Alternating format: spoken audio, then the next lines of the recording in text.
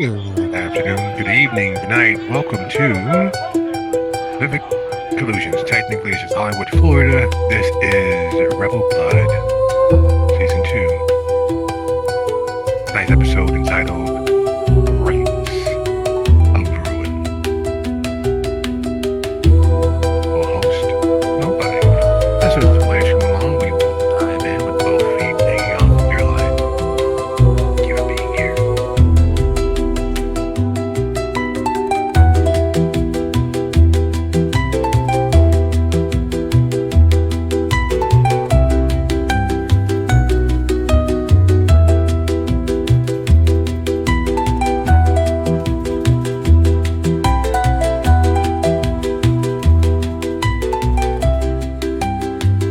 Well, hey there, Alex. How we doing? No, nice Cypress bill. No. Hey. Well, there you are. How we doing overall? Um. I'm surviving. I'm pushing through. Had a heck of a 2 weeks. I get it. I'm sorry to hear it. I completely understand and wish I didn't. Yeah. We're surviving. We're here. Here is much better than not. Yeah. Yes, it is. I'm excited to be playing again.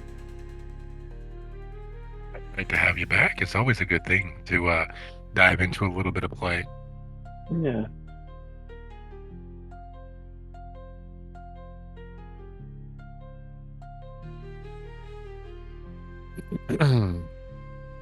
Oh, I know you guys are doing a nice slow ease into the move over several months and several years, but how's that going, honestly? Uh, it's going all right. It's not terrible. It's kind of the way that I don't know if it's the best way to work it, but it's how it's working. Because it's here in Arizona, we've been here my entire life. So we have an entire 20 years of living in this house. My dad Okay. has a shop where he works on cars behind the house that he's had in business for most of those 20 years. So he's kind of like, he's taking his time shutting the business down while we're taking our time packing everything up and moving up to Washington. And it is involved. Would it have been better if we would have just shut down, packed up, and moved? Maybe. But that's not. We're a very sentimental family, so we're having a hard time letting go. No, it's not easy. I didn't move across state lines, though most of my, a good portion of my support network did at one point or another. I just moved to the suburbs, actually, of my city where I've lived the entirety of my life, outside of visits here and there, summer vacations and what have you. But it in and of itself was a whole climate change that I really wasn't prepared for. It's not an easy thing, no matter which way you do it, all at once or piecemeal. If we did it all Mhm. at once, and it took several months. We're still technically not completely settled in because there's a shed and a storage that's still filled with things that didn't fit because it was a downsize as well as a move. So Mhm. I understand. My heart goes out because no, I would not want to go back there. The move aspect of it. Not getting Right. settled, not being here, but that move aspect, no matter which way you slice it, is, well, it is definitely a thing. It's a very unique chore.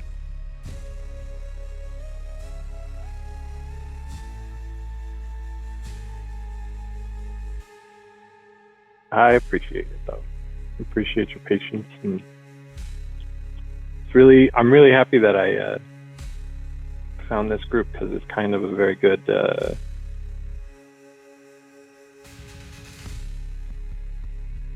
don't want to say safe space, but I can't think of anything else at the moment. A normal space. It's a space where it's like, oh, I can, escape the shifting and packing and moving and driving 2 days straight, and I can just come and read some stories. Well, that's a very good thing. And hello. Hi. Hello, Egypt. Who goes there? It's Egypt. My favorite person. She is on the mute. Oh. No, I'm sorry. I was trying to get my giggles under control. They've been really bad today. Giggles? What are we giggling about? Anything and every fucking thing. Like, I had a bag of ice water earlier because I needed to just get rid of some swelling I had, and there was like crushed ice in the bag, and it started melting. So I found myself shaking the bag of ice water and just giggling my ass off. I don't know what the fuck's going on. Sounds fun.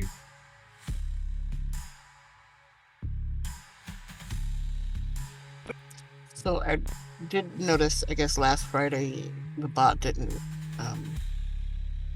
record anything, so I guess when we are catching up next Friday, it's probably going to be like a recap situation.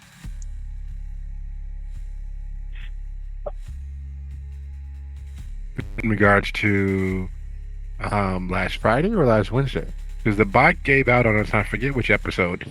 I literally have Friday. been so under the. Okay. Yeah, I've been so under the weather. I haven't gotten much done. I literally haven't done and nearly as much as I would have liked.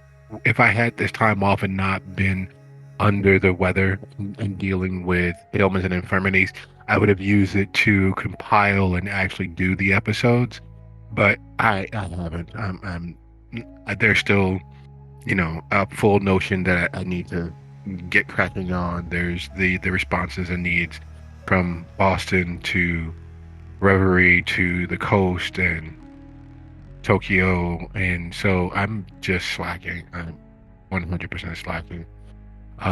The dose they have me on to get over whatever this is 1,000 milligrams divided into 4 doses on top of an additional 75 milligrams once a day, and then the other one is 25 milligrams once a day to reduce risk of infection, swelling, and any other issue that they thought might be at play. And I go back to work bright and early Monday, so I gotta survive the weekend as well. So yeah.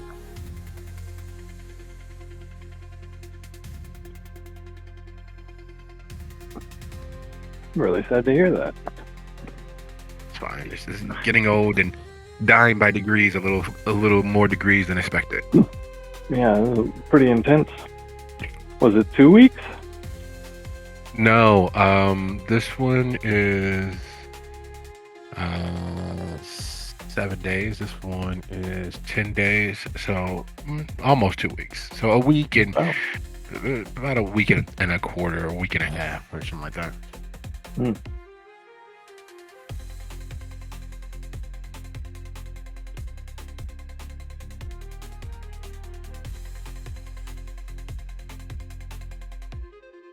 Hello.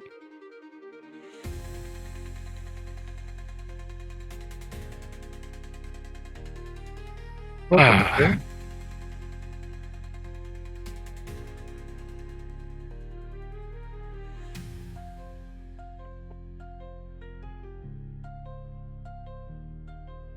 one is a little low energy today.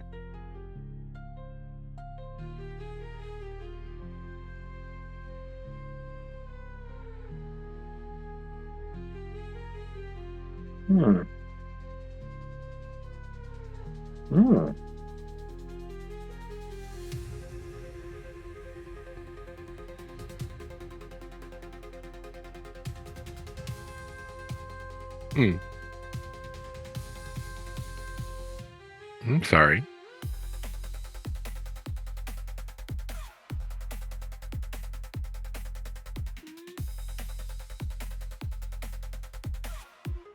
Well, that's such a hopeful and hopeless statement. It is the original. It is the original. It is what it is.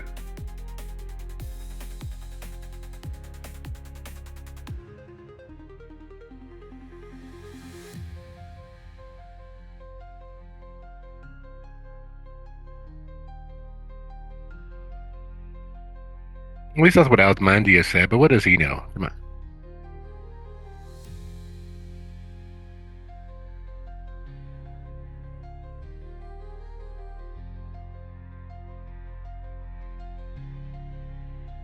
I think so. So, we are nearly all gathered. We are waiting on.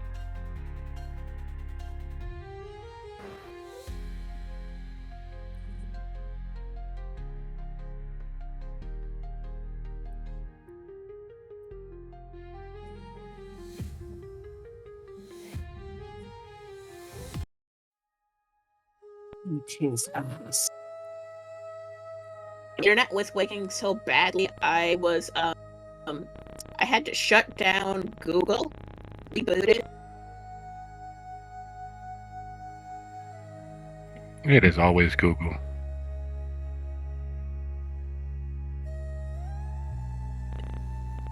The Google, all of All of the them. It needs a reset.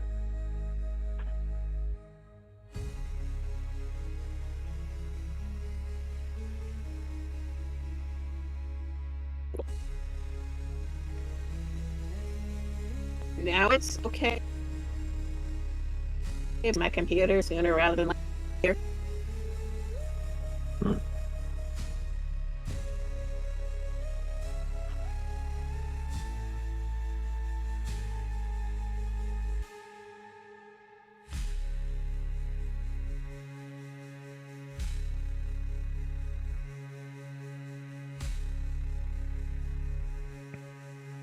So, tech issues abounding.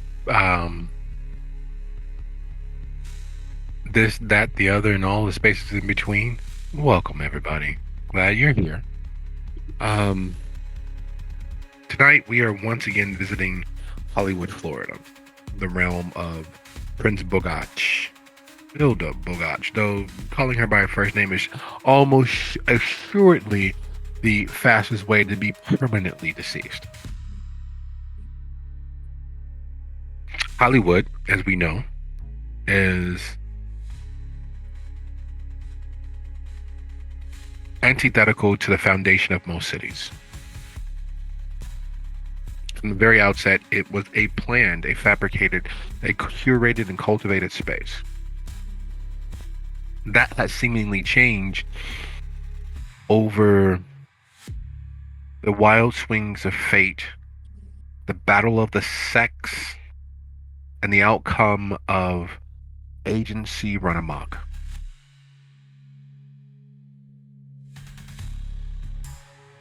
When we last left our coterie, what does everyone remember? We were at a party. The last thing I remember. Wait, no. I think we were leaving the party. Yes, you all escaped at the party after watching the garbage truck crash here and there. But is that the last thing that Bill remembers being shunted into the vehicle, or the conversation out on the way out? Barely escaped the cops. There was a business building. No. Yeah. Where the heck are my notes? I'm having a hard time separating the two. Yes. Which life are you living? Which version of you might you be? Okay. I remember pretty well where we were. we had escaped the first party, left the scene of the garbage truck crash, walked through a building where a murder had just happened and was fully haunted. Almost got popped by the cops, but a speakeasy decided to kick all its patrons out, and that was the perfect cover. We made our way back to Egypt's place, only to find out that the Scourge, that we fucked up her plans at the party, had followed us home or was waiting for us, and had to do a mad dash for the car and get the fuck away, leaving her chasing her tail because she thought we got on a bus.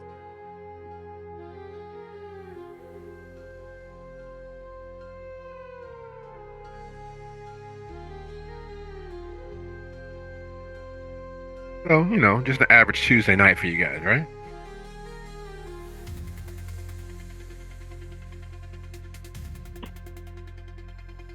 All right. Oh, wait, Any I other- forgot. On our way, I think we stopped at that one bar that we were supposed to meet our contact at and found out the place had just recently been trashed by somebody we had just missed. And that there was suspicion of one of our own turning on us. That happened too. It did. Do you remember who trashed Race Refuge? The Scourge, I would say. Or the new Seneschal. New Seneschal, not the old Seneschal. Yes.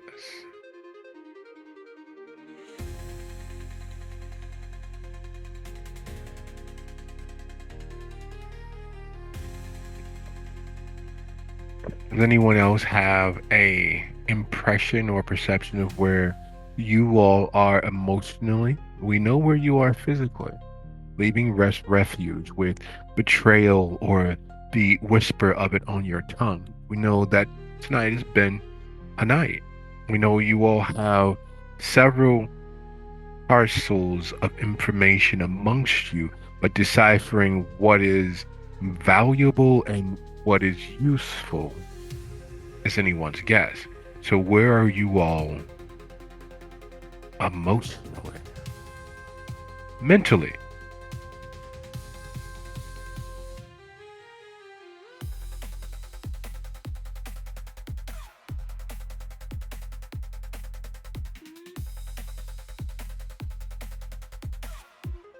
Came at your face when we got out of the office building into the alley. Your scream alerted the cops. But we got out of there.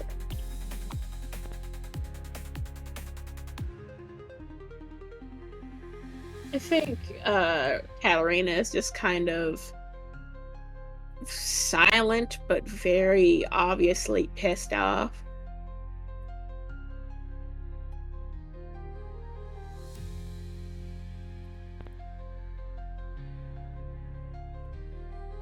Why? It's vague. How dare a member of my coterie betray my coterie? I am going to kick his ass, then whoever is his boss's ass. And if that boss has a boss, I'm kicking their ass too.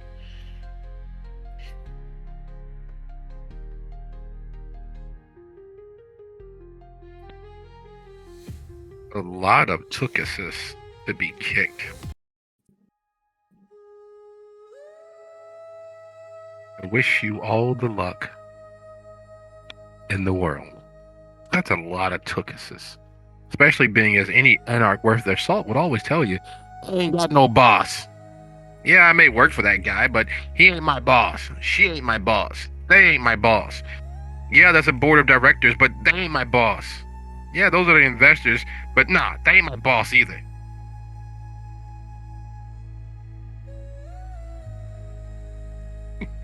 If there's no bosses, then I'm like, all right, did this person convince you to do this thing of your own free will? Yes, well, shit, they're getting their ass kicked. Yeah, I mean, like, they pay me and make sure I have a place to stay, but they ain't my boss. Yeah, I do what they say, but they ain't my boss. Yeah, I abide by their rules and carry their name forward into battle, but they ain't my boss.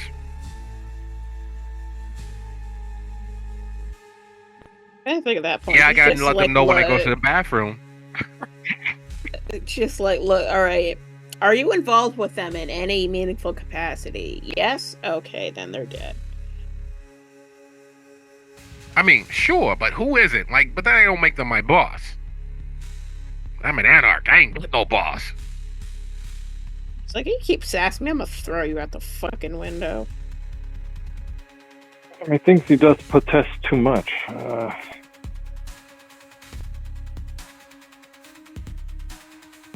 It's fine. You know, I have to curry favor with them to continue existing, but they ain't my boss.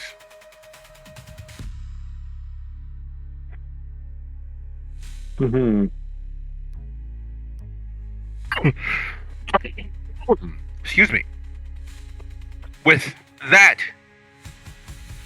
preamble, with our evening prefaced with the shadows and the dregs of this evening's concerning factors, leaving away from the area so that you didn't accidentally lead the scourge of Miami to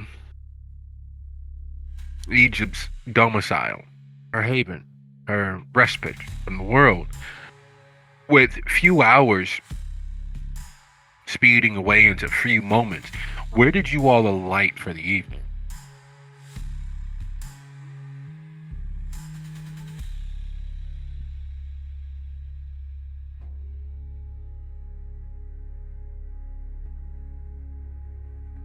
I feel like it would have to be somewhere that none of us usually go to if the Scourge is after us. I don't want to take y'all to my haven. And considering there my a hotel? haven is effectively Egypt's haven, so it doesn't actually accomplish much.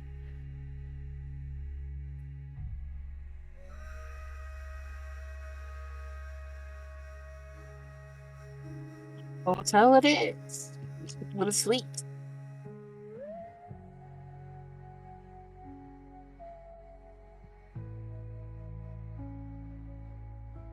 Is there a High-end Kindred hotels hotel? has a suite enough. Yeah, if you get somewhere with no light coming into the bathroom, and it's a big enough bathroom, we would be perfectly fine.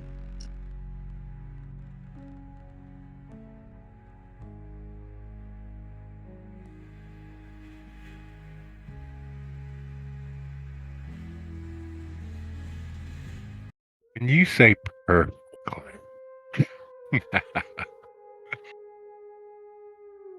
what exactly do you mean by that?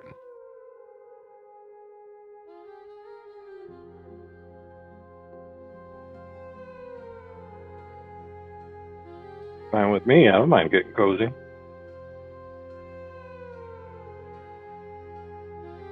Okay. Well, as long as we make sure that we put the no maid service on the door, so that we are not accidentally having them open things up.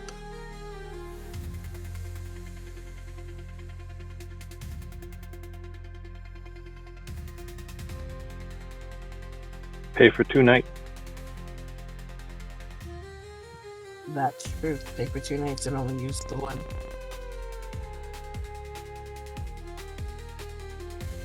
So you're looking for a no-tell motel? Absolutely. The best kind of motel. All the business you can do in here. So, who's getting the room?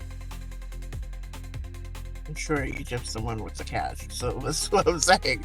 It's like, you said no tell. My face just scrunched like, oh no, baby. We not doing that. Well, if you got someplace better.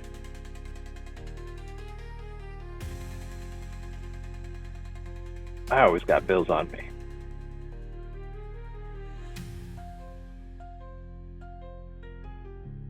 Yes, it is. It's a prerequisite for my business, so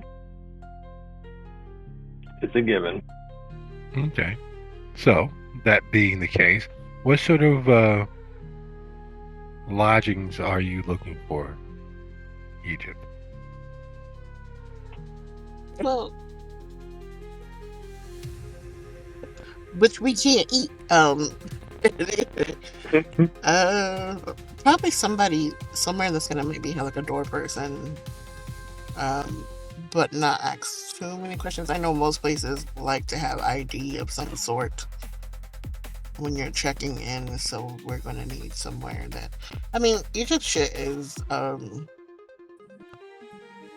well established, so I'm not too worried about ID, but yeah, place that will. Hey, if I slide you an extra thou, you ain't gonna ask so many questions, but just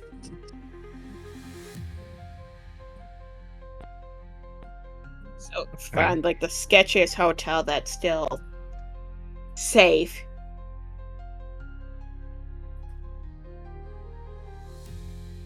Okay. That is very, very doable. Especially being as, leaving from Egypt's place, which is literally on the southernmost northern half of the Broad Walk. You are absolutely lousy with hotels that fit that description. Less than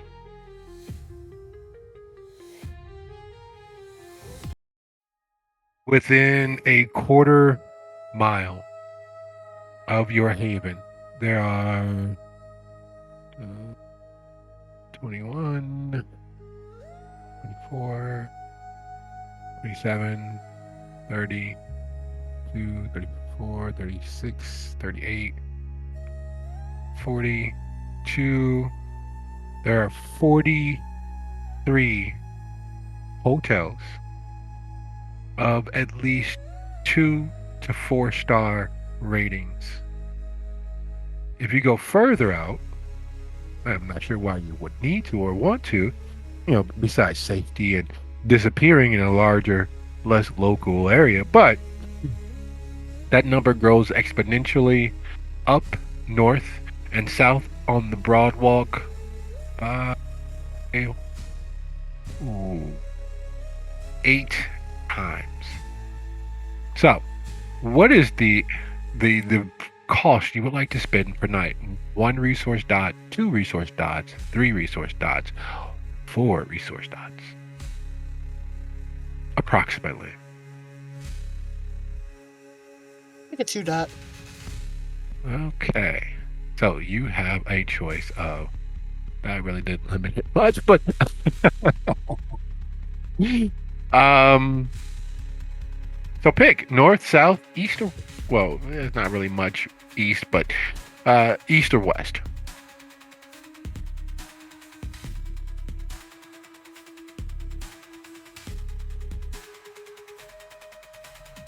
The party, the party was north. The scourge is floating and moving around the area because they have some intel and are looking for kindred. Maybe not specifically you, but they're definitely looking for somebody. Yep. Southwest. We fly southwest. Yes, but not for much longer. All right. That works for me, So, but I'm gonna put like about 20 minutes between me and my haven. okay, so 20 minutes out. Let's take a quick gander. Where would that place us? Just give it 20 minutes. 18:15 and 20 minutos. That puts us 20 minutes southwest. Are you going to cross the river into Hollywood proper, or are you going to stay on the eastern isthmus of the Broad Walk? If crossing the river feels safer, we will go with crossing the river. I'm trying to put distance between me and all this bullshit. Like Okay. a moat. All right, sounds like a plan. That places you at the Beach Hollywood of Hollywood, Florida. You are, well,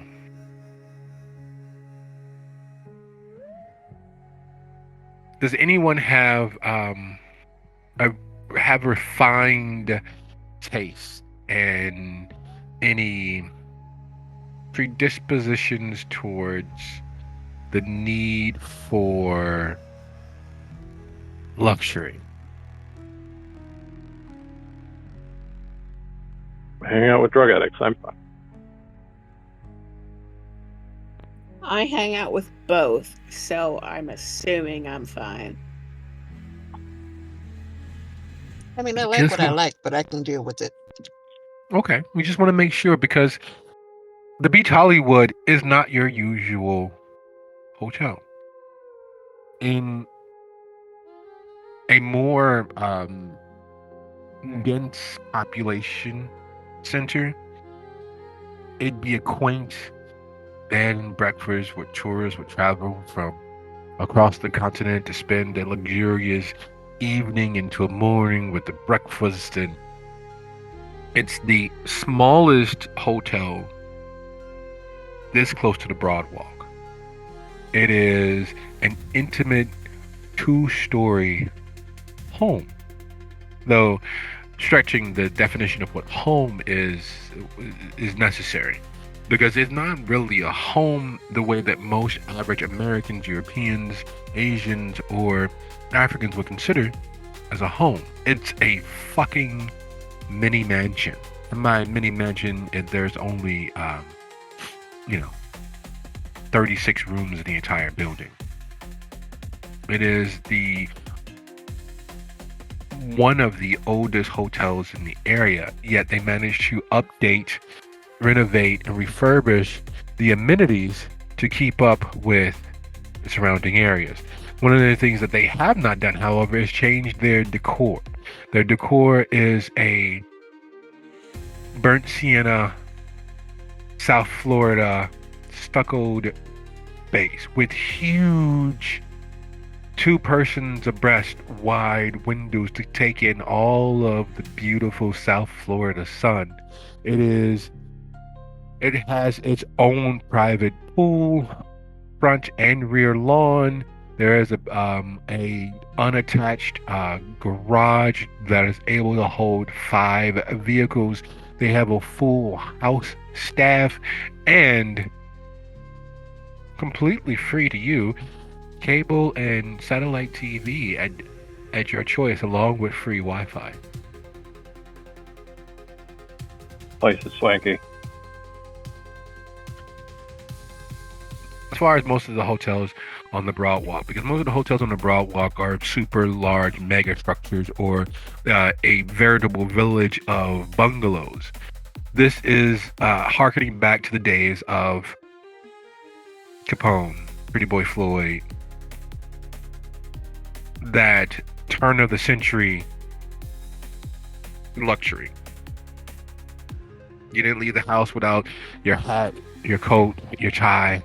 You didn't leave the home without being properly dolled up.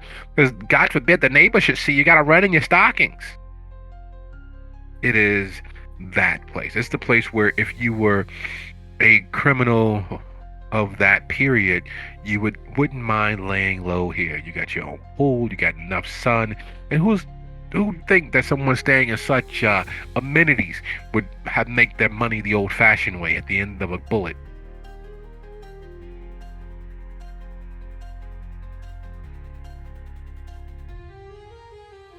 All of that to say, there's a sound to the rooms you enter. There's a creak of floors worn with age, well maintained, washed, mopped, scrubbed, and cleaned, but there is a feeling of stepping back in time.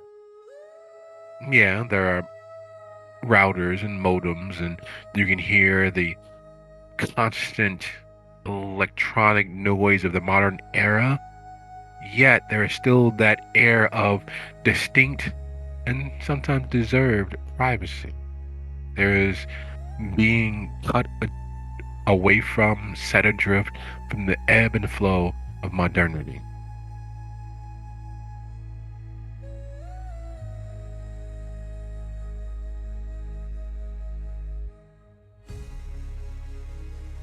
If you were the sort to sleep, chance to dream, it'd be a great place to do so, normally.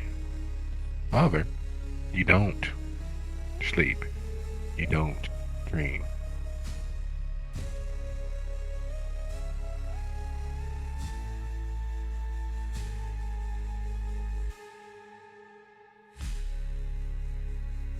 All of those considerations don't apply in the least. Not in any way that matters. Do either of you all have a heightened senses or occult uh, awareness?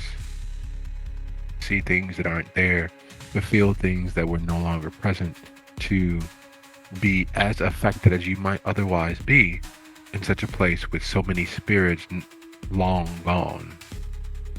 Absence. I have heightened senses.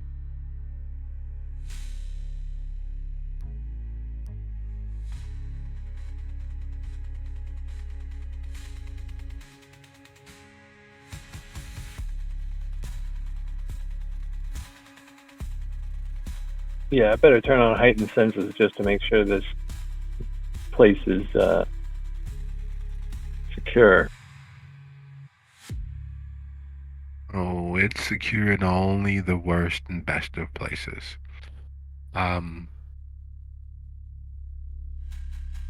It is without the normal, everyday exaggeration that Chicago is a place of many firsts. The first weaponized nuclear reaction, the invention of the idea of the suburb, the creation and founding of the serial killer, the spree killer, the mass murderer, which during that time was one and the same. The White House by H.H. Holmes was the first of its sort. The only thing that, one of the many things that Chicago did not become the first of was the first for school shootings. It was not the first place where gunfire was used against the civilian population, though it didn't lag behind catching on to that trend. And while Chicago is the first in regard to many of the more debilitating aspects of our modern society, it was not and is not the best. Well, there are still at least 3 present serial killers operating in the area. Well, there are anywhere from 1 to 15 spree killers operating in the area. It did not perfect that. It didn't carry it to the next step. Places like this did. As you all lock the door, preparing for the coming dawn, you hear crying. Not the sort of crying of a engagement being broken, or a team losing, or them forgetting to put fucking ranch on the sandwich. No, you hear the crying that won't stop. Literally, even as the pain ratchets up until the world becomes one white hot moment. The tears continue, the sobs don't end. And while part of your uncle stand on end with it, you realize there's nothing you can do except for listen to them. The constant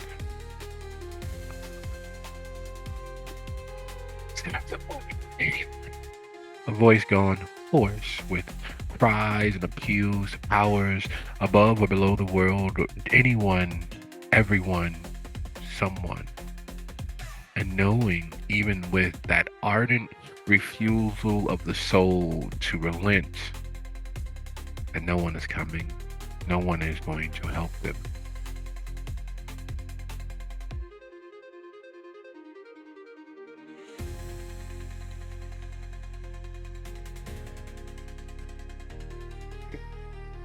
I'ma point something out to you, sweetheart. This is just like the Appalachians. If you think you hear something crying in the woods, no, the fuck you didn't. If you think you hear your name in the woods, no, the fuck you didn't. That's how you stay alive.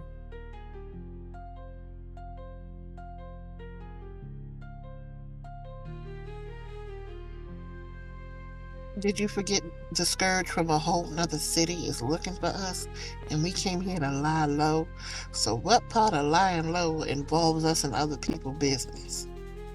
We already almost was at a murder scene earlier tonight, so why would we go getting and being part of another potential one?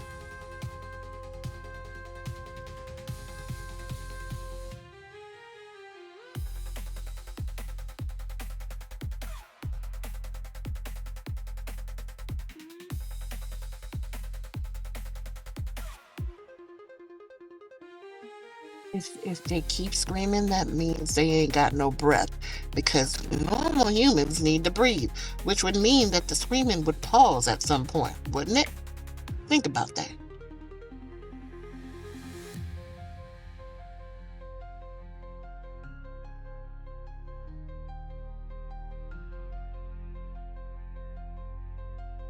Too late. It's too late in the day. Can't do anything about it right now, but we gotta wait So for tomorrow night. What would you have us do? Go put them out of their misery so they stop screaming? Because that's the only thing I'm finna have to do.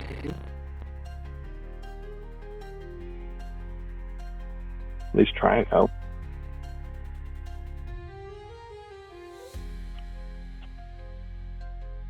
Okay, how about this? You tell me what room you think is coming from while I call the front desk, and they can go check it out, but I'm staying my black ass in this room.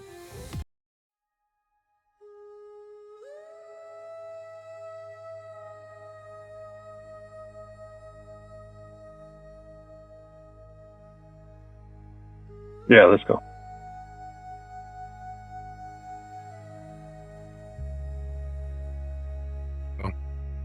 So, as you all begin unlocking your suite door, as you unbar yourselves from the bathroom, the restroom, which is the only room in the entirety of the suite without windows facing out, as you open the door to your suite and head into the hall, listening to the sounds of someone in eternal turmoil. Here's the situation.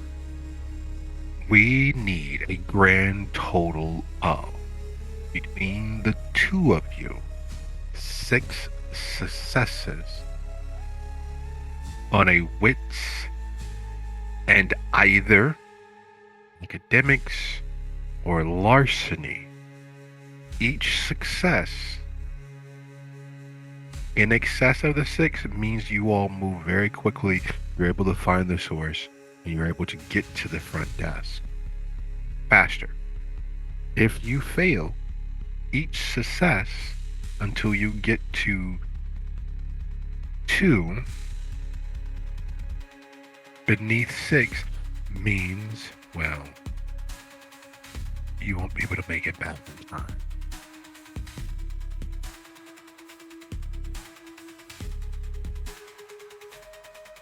Mm-hmm.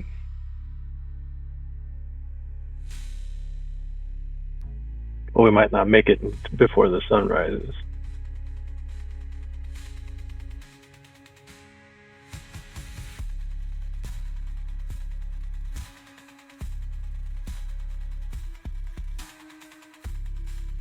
Yeah, that's the problem I have with it.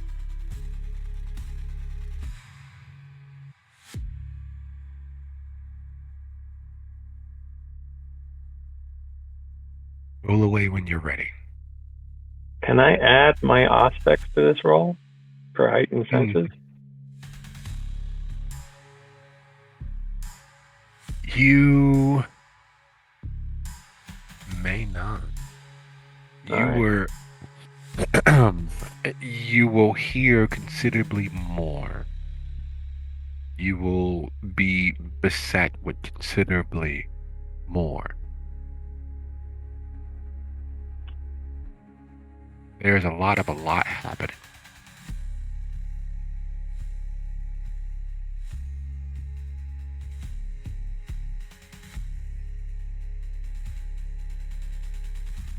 academics. It is a place in the registry. You could have accidentally, read your, listened to your podcast and mapped out places like this, or more specifically, this specific place.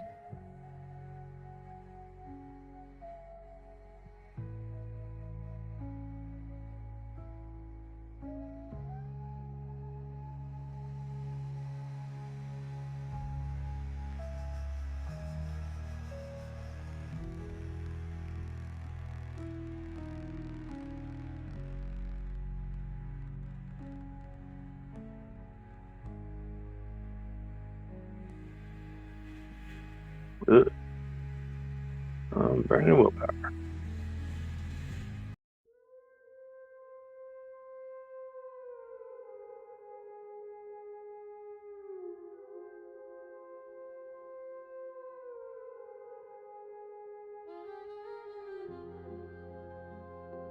Yay!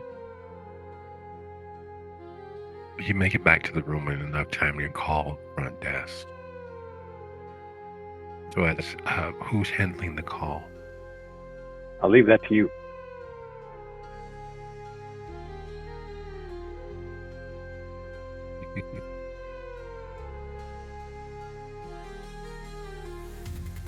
We found where they're at.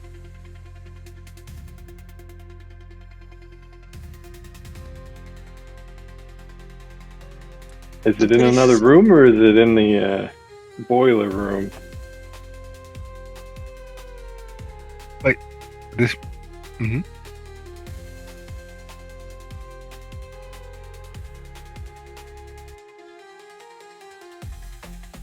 There is clearly more to this space than is publicly accessible. Up and down the halls you traipse. Up and down the floor above you and the main floor you traipse. You find that the voices, the calling is coming from the vent, the coal shaft.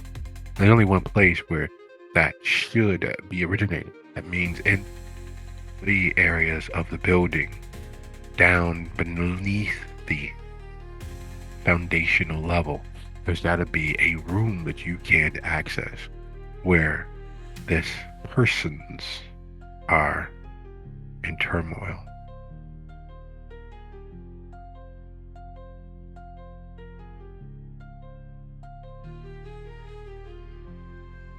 Because they're in on it. So when I get back, Egypt is just kind of sitting on the bed, legs crossed. So what did we learn? This place sucks.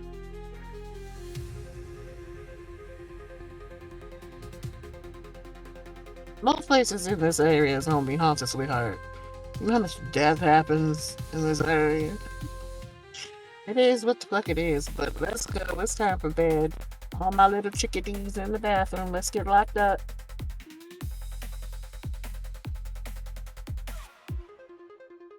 Laying. Yeah. Tuck a towel under the door.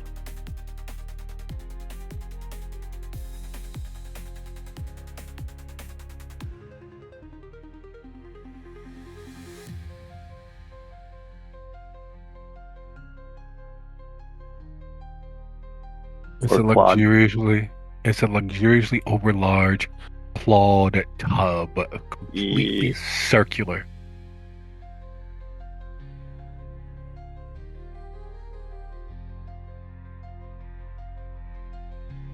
Perfect. Look like we all died at a party. That's morbid. Night, everyone. I do remember to put on the do not disturb on the door and do all the things like locking it and such. And then I lock the bathroom door from the inside when we get in there.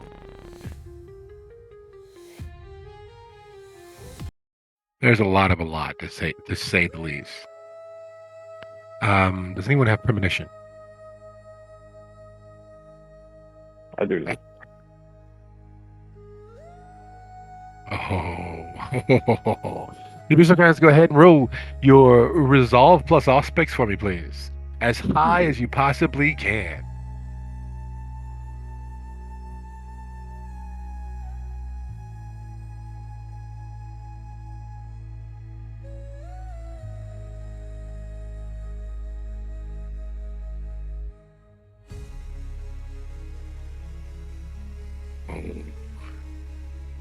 The only thing worse than being beset by the impossibility of dreams as a dead thing is not being able to escape them, not being able to outlast them, not being able to outswim the current. So part of being experienced with the besetting of fate, beating you across the head and shoulders with the talking stick, is survival. And somehow, in the unnatural clinging to life that you have done, in the face of all of the trauma and drama of your night to night existence as a EMT, seeing the absolute best of persons in the worst of situations, you have found an eternal resolve that allows the besetting of your death. That's what torpor is for Kindred during the day. It is death. They don't exist. Their soul is elsewhere. It's a fugazi of existence. It just dissipates. It disappears. While Kindred don't have time during the day. They don't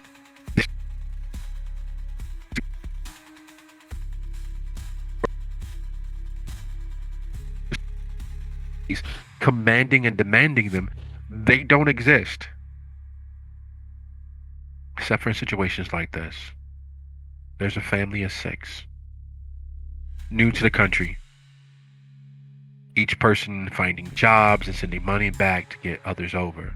One thing leads to the next. They find themselves employed in a exquisitely perfect hotel. This hotel. And one by one they disappear. Unable to call the police, unable to call for help, unable to even be treated with the basic milk of human kindness that is reserved for livestock. You see their faces, you hear their prayers, you watch as tears fall as they watch as one or another of them is flayed and dissected like poultry. You're not sure what that has to do with you watching as the chef prepares tonight's dish, pheasant under glass. You're not sure what that has to do with the immaculate dish pit and the furnace that powers the hotel. You're not sure what that has to do with Miami, but you know that they are somehow each and every one connected, because just as you are putting one and one together to get two, you feel hands of granite wrap around your throat. And though you have not needed to breathe in years, you feel the air being choked from you. You feel everything you are hinging on you being able to take that next breath. And worst of all, through the dark, through the mire, up the arms of the person holding you at death's door, you begin to hear a song, a tune, a melody,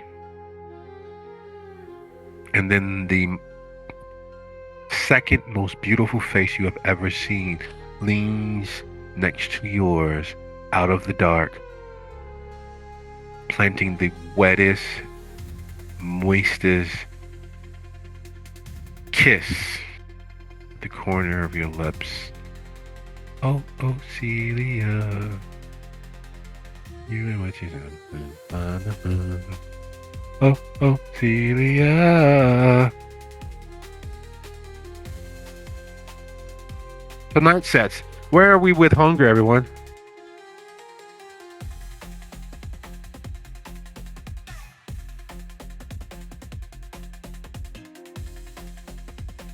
I got a rope.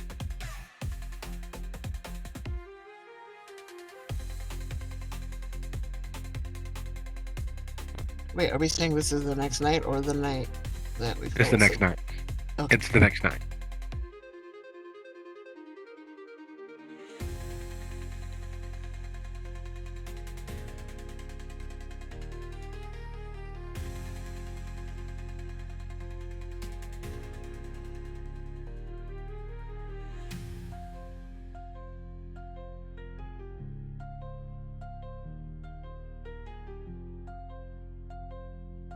Oh dang. I need to eat.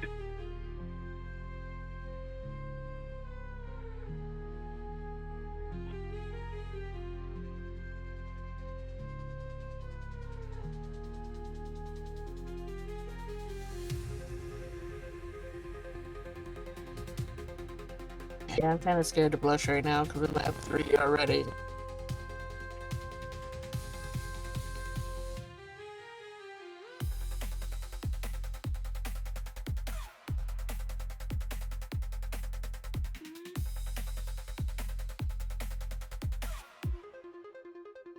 I ain't murdered nobody. Just need a little snack. Yeah, my hunger's at 3, so this'll be fun. On the bright side, there's probably plenty of sketchy people at this hotel.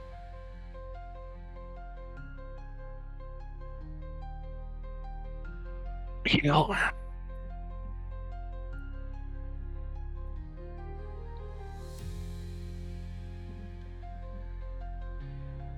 plans, plots, as the facsimile of life kicks you all up out of death.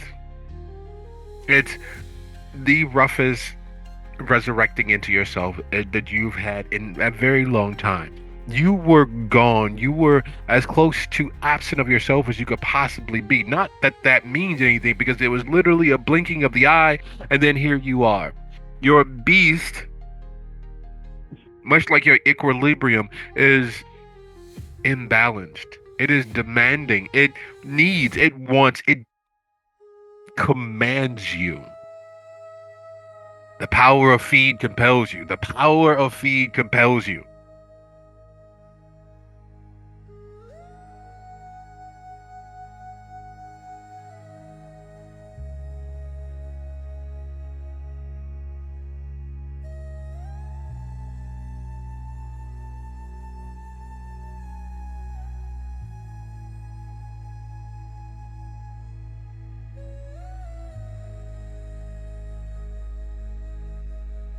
That's when I'm gonna blame my hunger / anger on Egypt waking up somewhere outside of her 400 count sheets with people screaming when it's normally quiet when she wakes up.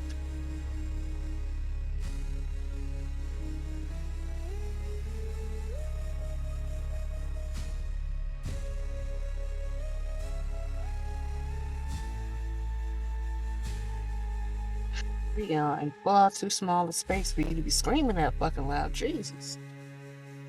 Yeah, we in a hotel. That's where we at.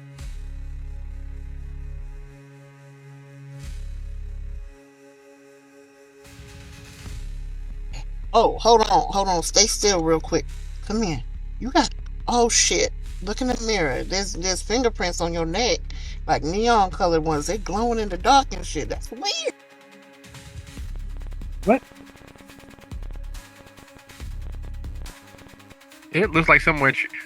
It looks like someone tried. Not that you have any personal experience with it, but it looks like someone tried to play with breath play on you while you were asleep, while covered in neon body sex paint. What the fuck? Karina.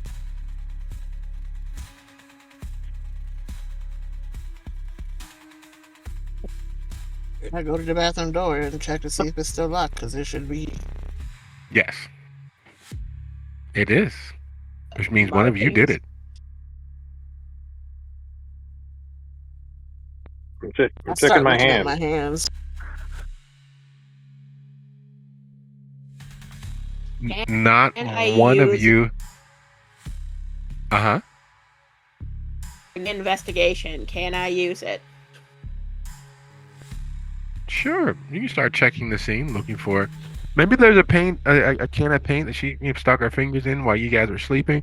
Stranger things have happened, right? Because it's not like you guys die; you technically just sleep, right? That's what the day is for you. So you begin looking around the place and measuring things and trying to figure it out. Each of you are where you fell seconds ago for you, but you know it was the entirety of the day. Each of you, are as you were, except Katarina, would you be so kind as to go ahead and roll your wits plus investigation or wits plus awareness, whichever is higher?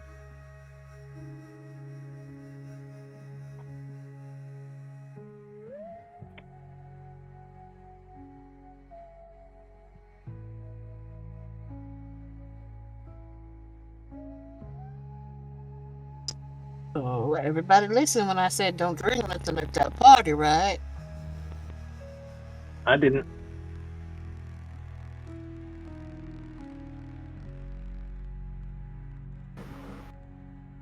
Girl, the fuck? That's why this shit keep happening to your ass.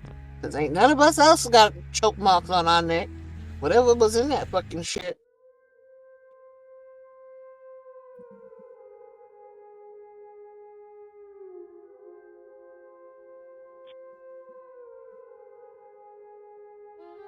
What blood?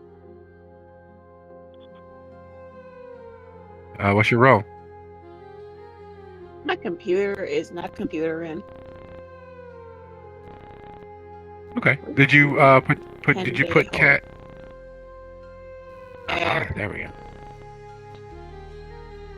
All of your hands are completely clear, and that's the troubling part because while all of your hands are completely clear, looking at Jay's hands, you realize that there was something there. It's as dissipating as you look at it, yet what's on her neck could easily be exactly what's on her hand.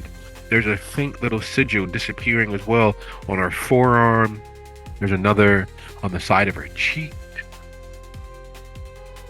And it's dissipating. Or at least it started to until she began to get a little aggravated, until she started to get a little angry. And now, while what's on her neck is still continuing to dissipate, the sigils on her forearm and on her cheek are beginning to enliven themselves.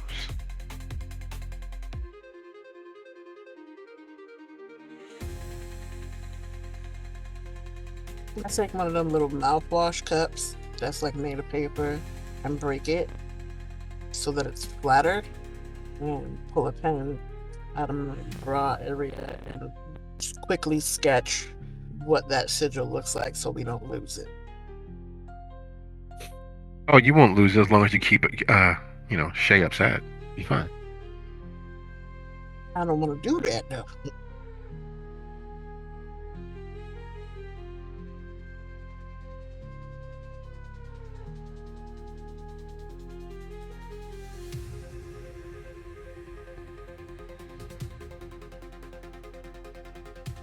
Okay, I go over to her very calmly and put my hands on her arms.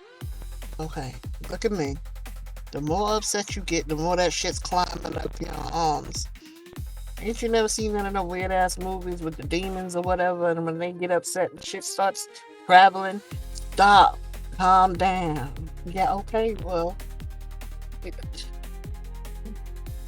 But then, because you're making it spread. Take a couple breaths, even though you don't need it. Make it calm back down. It's like a. Ain't never seen the thermometer where the shit climb, the hotter it get. Calm down. Woosah, whatever the fuck you need to do, girl.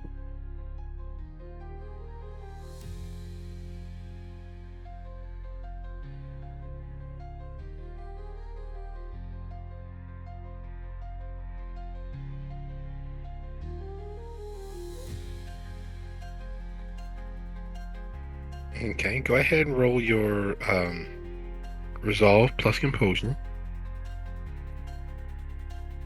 DC 3.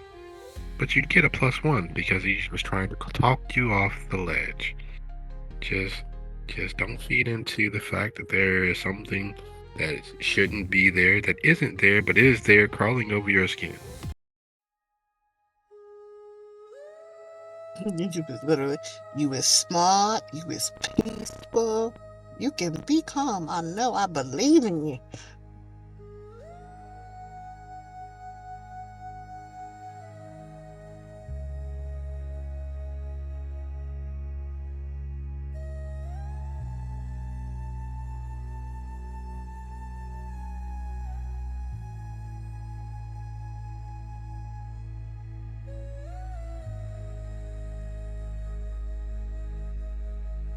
willpower because it is a drain on your resources.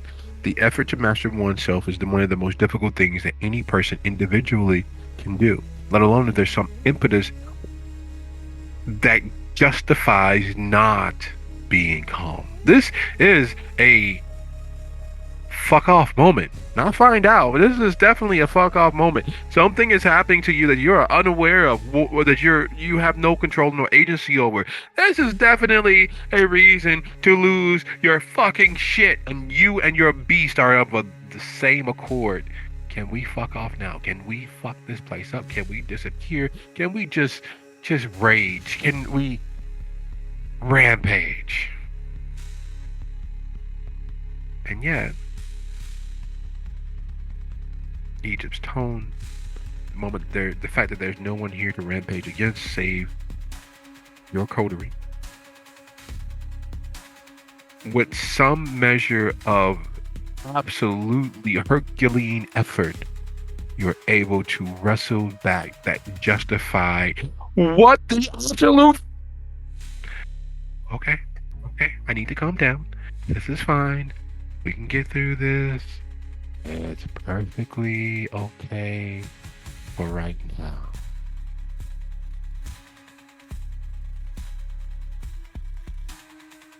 Just for right now.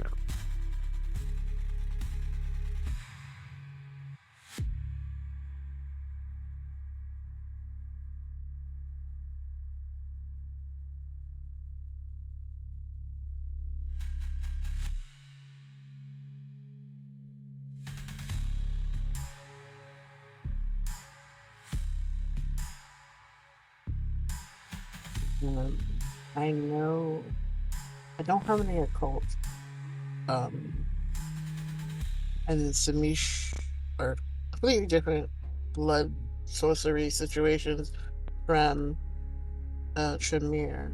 But the symbol, I'm just curious whether I would know that or not, or whether I'd be aware of something similar.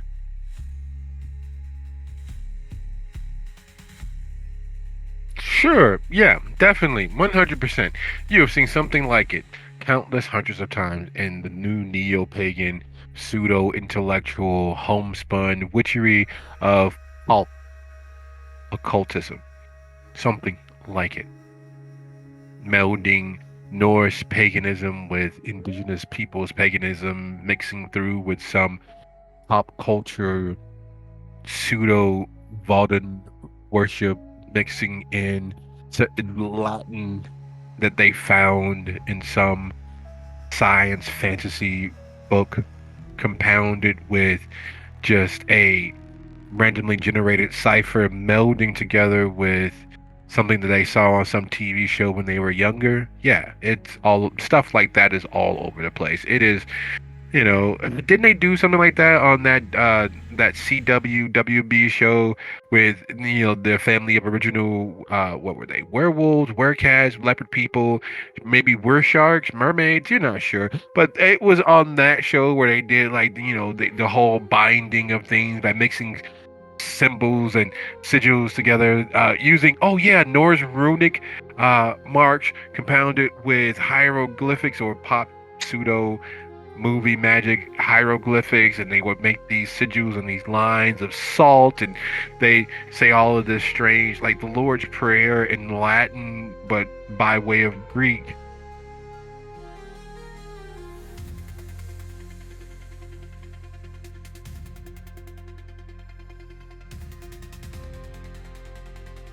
Taking things like Persephone, turning her into the mother of the reaping, and it was King Lycaon, who was the spirit that inhabited the first werewolf, which passed down the curse to this original family, and they did it. It's just, yeah, it is a huge amount of pop pseudo occult science mumbo jumbo. They talk about sigils and if you put write your bad wishes and put them in a jar of mushrooms and let them grow, you could make coffee with it, and if you get your enemy to drink the coffee, it is that level of yes and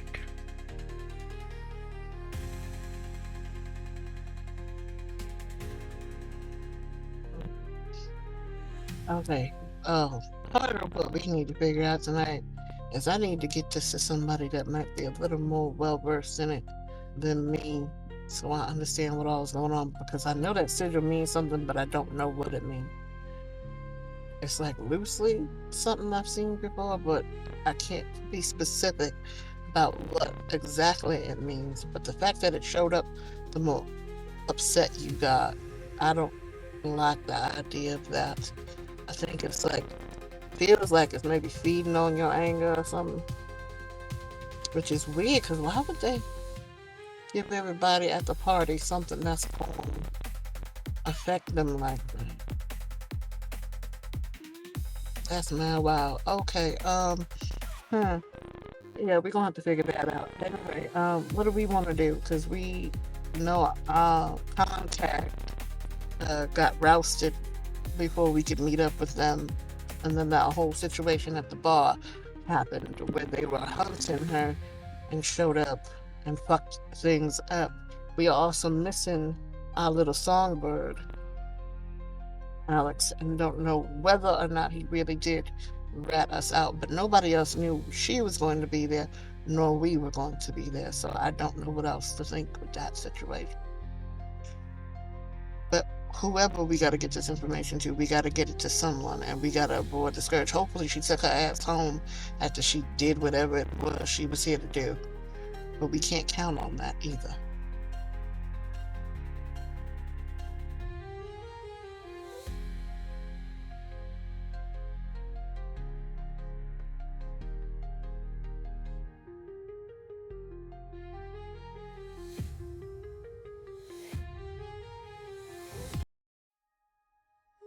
I could use a bite to eat. I might contact one of my people, one of my herd, and get them to meet us somewhere for a drink. And but yeah, we definitely need to figure out what this sigil's about.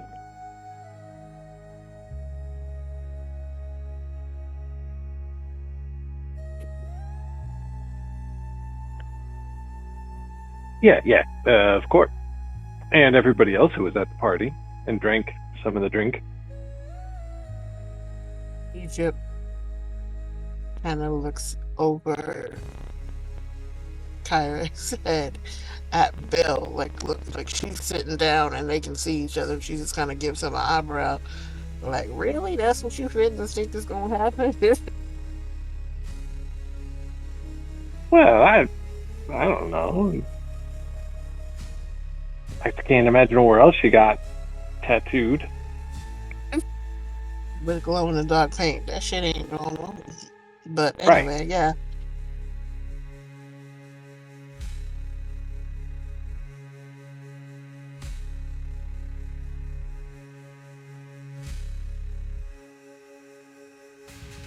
Did you dump? Did you dump it? Oh, good.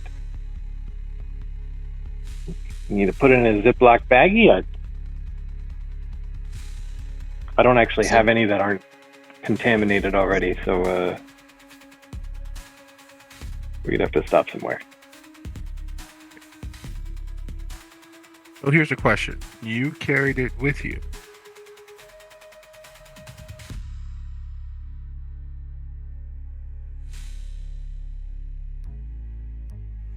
and you didn't drink any more of it.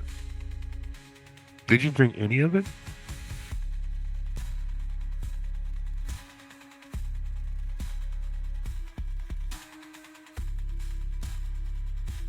So, so not enough of it to notice a visual difference in the height of the drink from when you first got it. And with all the jostling and the running and the hiding that you've done, of course, you spilled a little bit here and there. And you're sure that there's more than a few splatters, you know, on the way getting here. Just in the car alone, the high speed disappearing, the running, the screaming, the carrying. So, as the fact, hey, wait, I brought the drink with me. I can prove that I didn't drink any because with all that I spilled, there shouldn't be any left in the glass. Yet it's a full glass.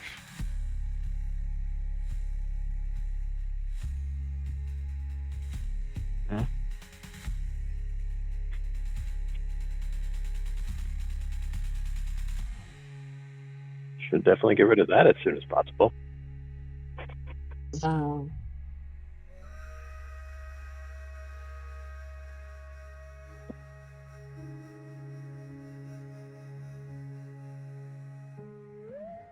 You can always drink some. That'll be fine. What's the worst can happen? I take the drink and put it in one of them coffee cups that they come in the room and put the top on it.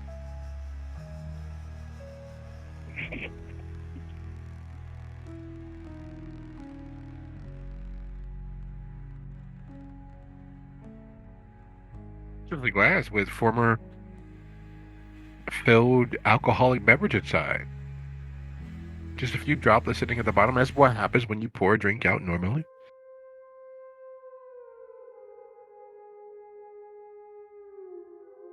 I still think we should take the glass in case there's something about them glasses in particular, but I feel like it's safer with a top on it.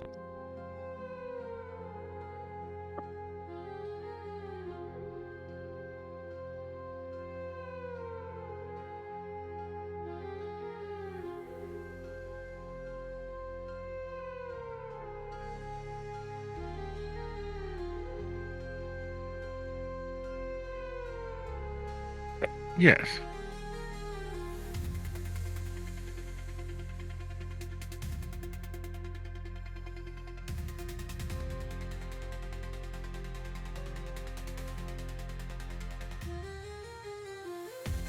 Nice.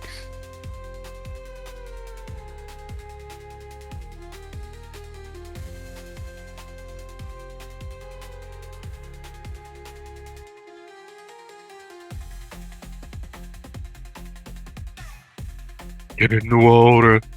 I mean,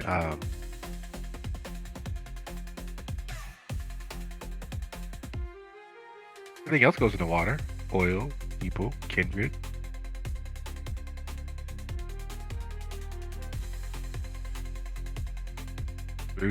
Extruded fat from, the various plastic clinics around the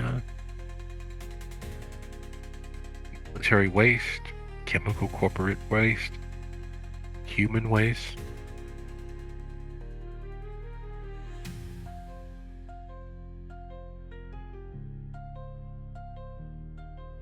Oh yeah, I really hope that it's the glass refilling it and not the liquid. Because if you spilled it, the liquid on the cement might be growing.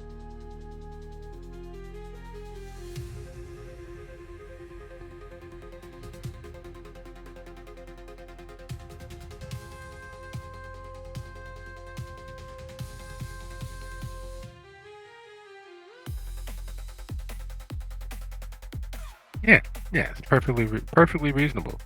Stay calm in this situation. Yeah, let's get out of here.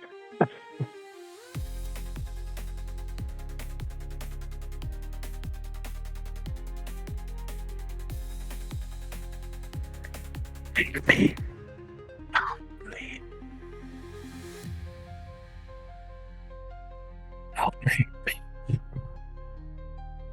We're going. We're going.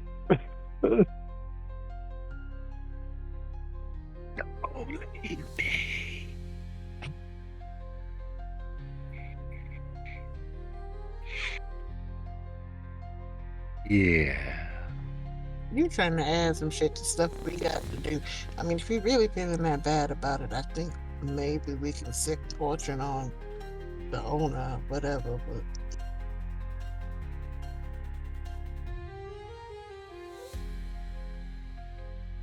Yeah, we Will can do you? it just another night.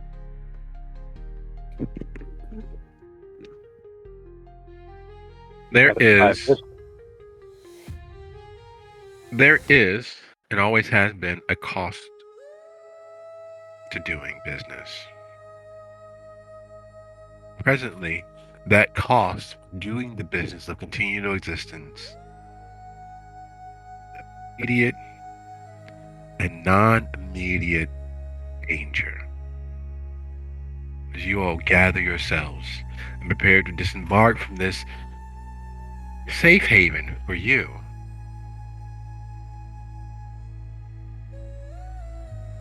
It is 23 after the hour. Let's be back here at 33 exactly.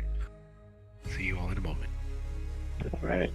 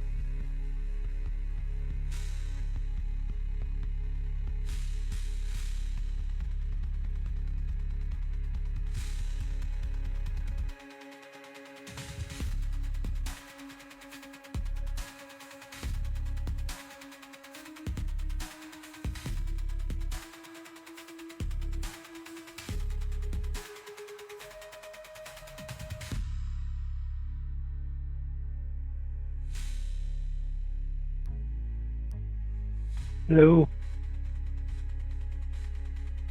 Why, hi there. How we doing? Don't go anywhere, Craig. We're here still here. We are around. Has everyone returned?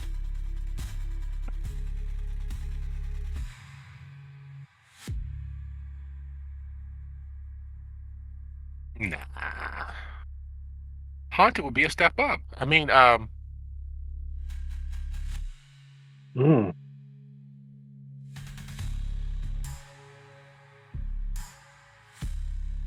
Ophelia.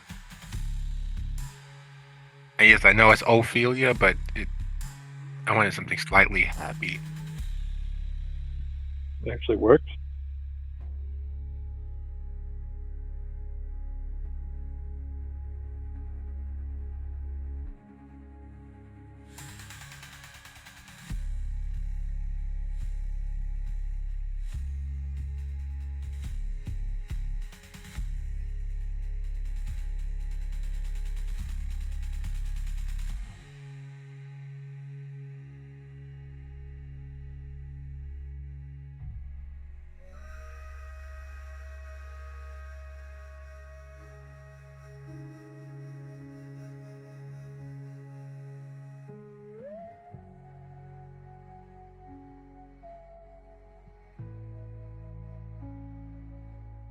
So we're just waiting on Egypt and Katarina.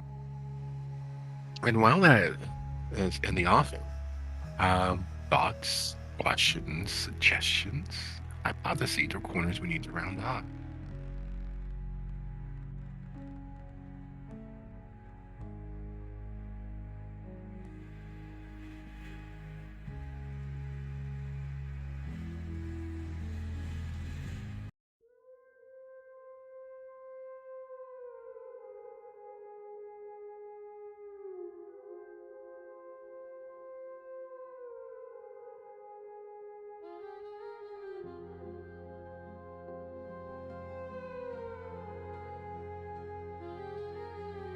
Yes. A good question. Should probably ask it in the span and space of finding someone who knows what they know.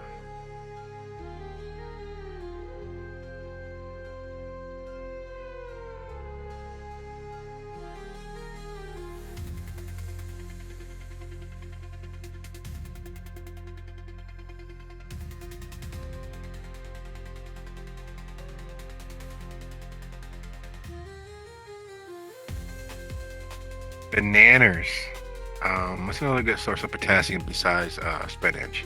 Something remotely tasty. Because, bananas and spinach are good sources of potassium and they help with cramps, but bananas can be a little bit much, and spinach is no. Taste, typically outside of banana bread or banana cookie.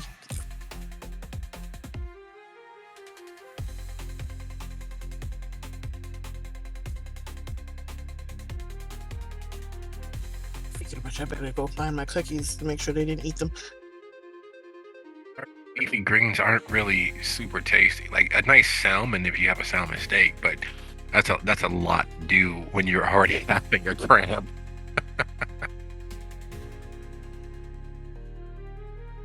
Oh, avocado's not bad. You can make some guac and chips. Although I don't like chips, but you know. Dad prefers pickles for his cramps.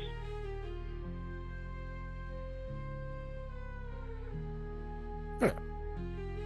Apparently, he swears by them. We ride with him in the car so that if he gets a leg cramp, he can bust a case out. They make little like individual applesauce packets that are like in little plastic cups with the tinfoil lid that you pull off. Yeah. They make those for pickles. You can buy them by like the case of I think they come in cases of 6. So we just have a 6-pack. Busting out the 6-pack on the road. I will have to find those because the middle, she likes pickles. And that'd be a nice little free snack, relatively for her.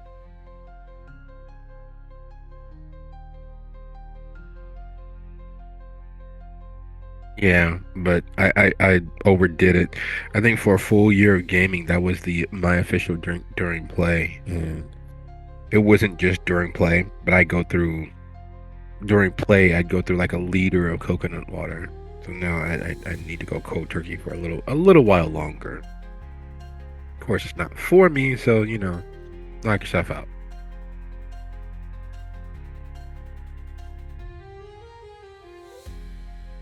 There was this mango one that wasn't that bad though. Even when it got too much, it was a mango one. There was a mango coconut water that wasn't bad. But whatever you do, don't do the bubble. Don't do the carbonated coconut water. It is. It's like licking an electrified ashtray.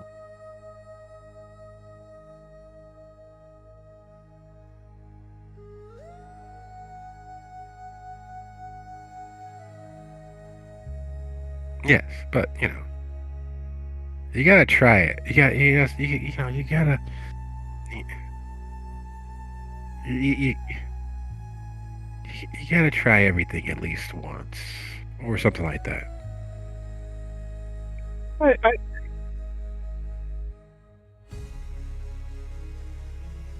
So, everybody mostly back? Kat, your phone's working a little bit better?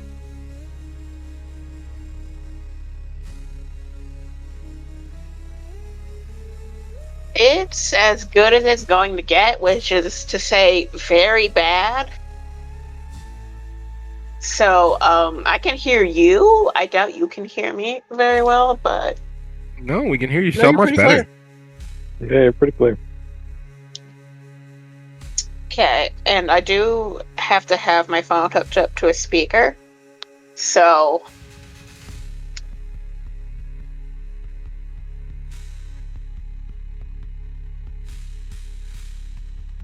Cool.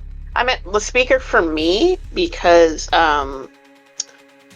the amount of fans I have going in my room are loud as fuck. We're just saying my room's too damn hot without them otherwise. So, No, I understand. I live with a bunch of hot boxes. Even during the winter, it is a fight to get them to close the door, the window, let alone turn off just one of the fucking fans.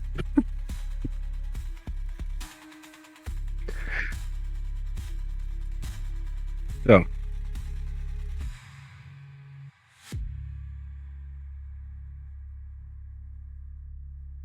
leaving the hotel, do you all put on your game faces, or do you try to sneak out? Do you try to skulk away in the night, or do you proudly and boldly move through, letting your displeasure with the accommodations be well known? So, what happened before the break? Because my computer was glitching out for a full 20 minutes. So I'm very confused. We found handprints on Kyra's neck that were glow in the dark. There was also sigils. I wrote down the sigils. We tried to figure out maybe a way to figure out what they were, but we have decided that we should find somebody more knowledgeable than us to tell us what the sigils are and maybe how to get them off. We also decided we need to figure out what's going on with this information that we have and who to give it to, because the person we were supposed to give it to, we have lost track of and we have no way to contact. On top of the fact that the drink that Kyra brought from the party last night had regenerated itself, so we put it in a different container with a top and also put a top on the glass so that maybe no more would spill out, but there is a chance that it spilled out in the car and other places. But for now, we're just trying to leave here after figuring out that there was, I guess, a murder in the basement last night. We don't know that for sure. That's what Kyra's telling us. Oh, you know, I don't know. I'm ignoring that. But yeah, that's where we're at.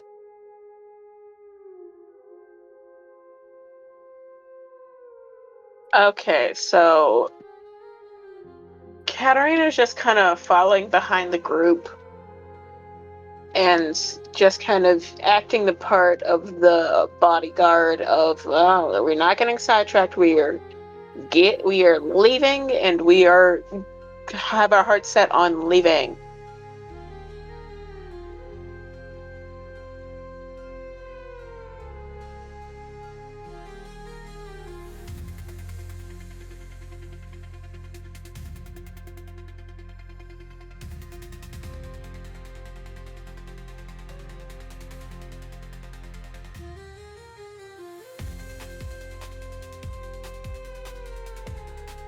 So how small is Kyra in proportion to Katarina?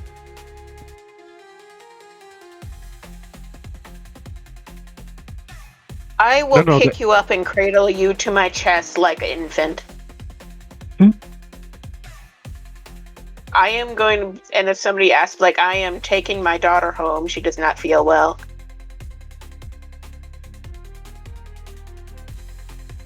You're also short, so, you know, be like, I am taking my child home. Good day to you, sir. I don't think it's gonna be that big of a deal. Literally, like I said, the fact that this place didn't ask too much questions and we paid in cash, I really don't think they're gonna be all that giving a fuck. But we don't have to like be super stealthy. But I'm not gonna be like making a stink. We're just like, I'm gonna go get the car.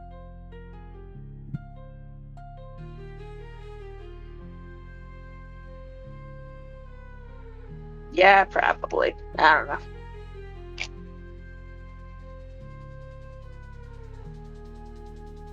I don't know, then be like, I'm taking my mom home. She's too drunk. What does your cleanliness have to do with your size?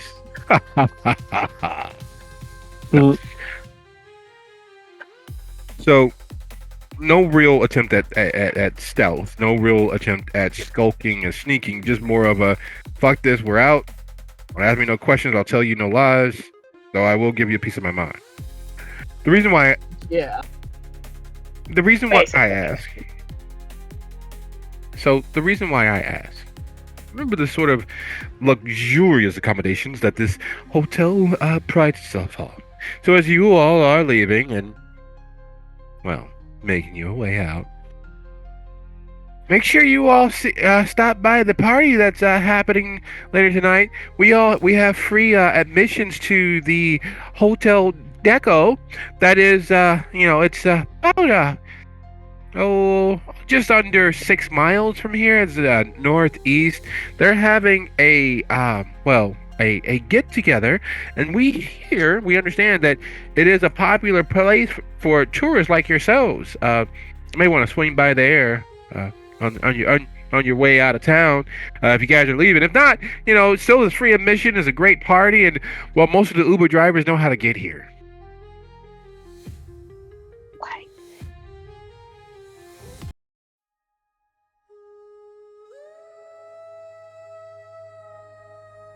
Harold.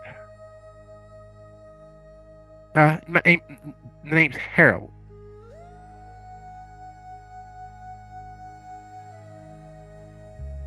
You're very welcome. Would you like one of us to clean your room or straighten up your, uh, accommodations? You guys need more towels, more blankets?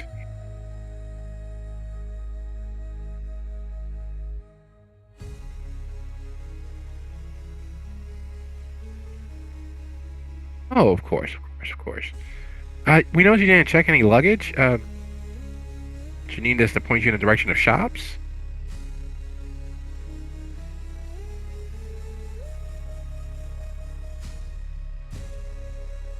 Egypt has kept walking. She's going to get the car. She is not letting anybody stop her from going to get the car.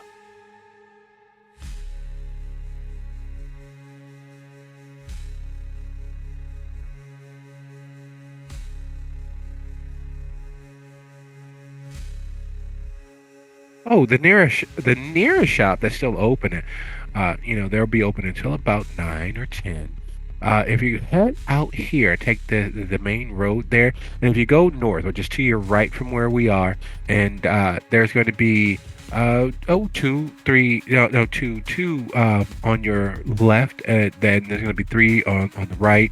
And it is a great place. It's a great little area. It's not quite our central business district, of course, because well, that's over on the Broadwalk, but it's a good location. We can assure you that you won't be robbed,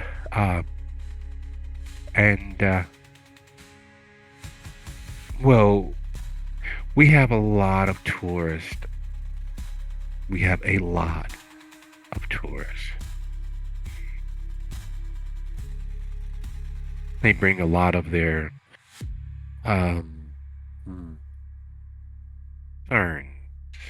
and issues with them when they come, unfortunately.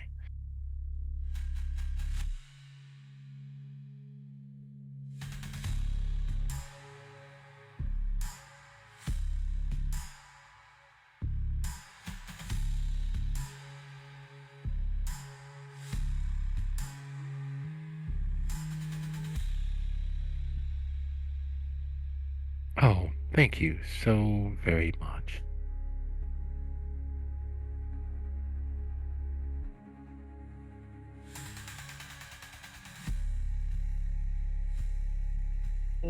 We've been she marking them later so that we can come back and murder them in their sleep. Cheddar's just kind of trailing behind a group, just making sure everyone is staying in one spot and going in one set direction.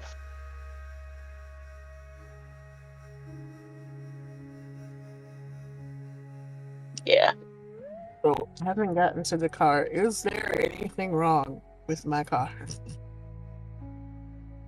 No, nothing. It smells like a distillery, but otherwise, no, it's fine. I'm going to stop and get it detailed at a gas station somewhere. And I'm also thinking about how I left my baby behind. And I hope it hasn't gotten towed, but probably has.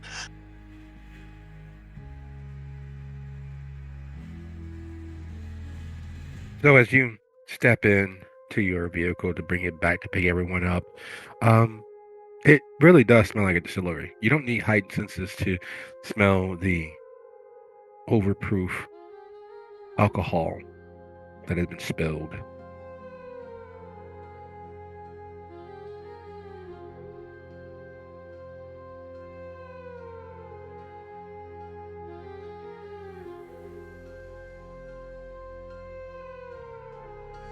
Again, it smells like overproof alcohol that's been spilled and allowed to sit in the hot Hollywood, Florida sun. Closed car. Hundreds of thousands of microbes multiplying and fornicating and doubling and redoubling themselves. That hint of citrus that normally is enough acid to keep problematic biological respirating matter, from creating other issues, altering air quality and the like, seeming to somehow add kerosene to that particular fire. And while Egypt is not a snob by any means, she's able to, she's able to party at a shooting gallery if that's what the party demands. There is something at the back of her mind that causes her skin to begin to crawl. She knows there's nothing there. She knows there's nothing on her skin, nothing in her hair, nothing on her neck, nothing on her person. Save maybe if there's a bed bug in the hotel she just left. But she knows that there's nothing non-life affirming. And yet there's that crawl. It feels like she's walked into a room where the ceiling, the floors, the doors, every surface is covered in something moving. Millions and billions of small little legs running across her.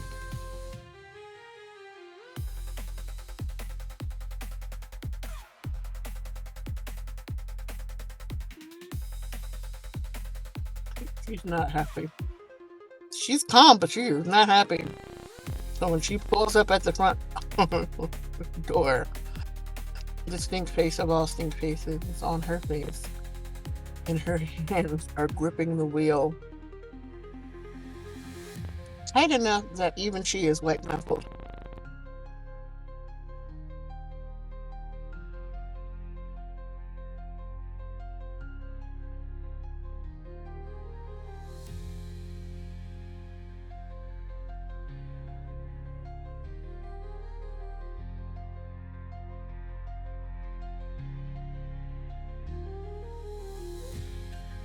Squish.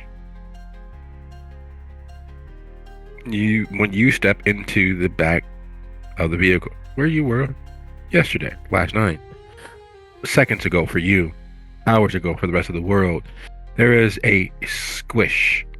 You know what happens when you fill a sponge so thoroughly that it changes colors, but it's so much there that it's unwilling to let go, that nothing's immediately dribbling and drobbling out of it, but the moment you touch it, your hand comes away almost covered in slick. That's what you hear when you step into the back of the vehicle, when you step into the carpet. Squish.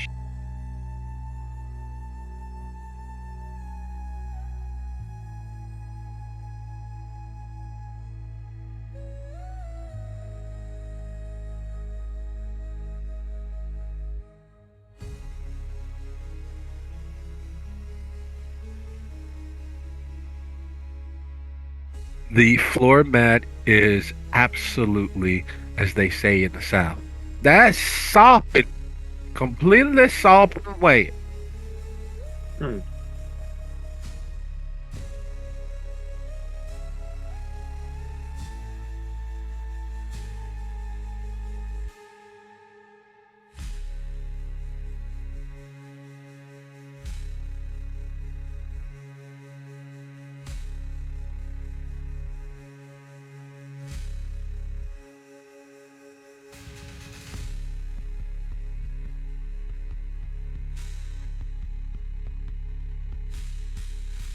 Mm-hmm.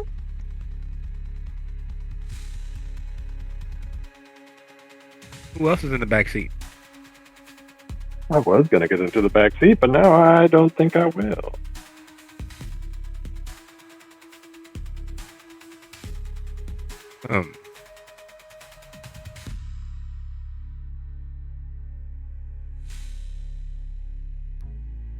I don't think Egypt wants to lose her car, but I do think we need to find some way to. Okay.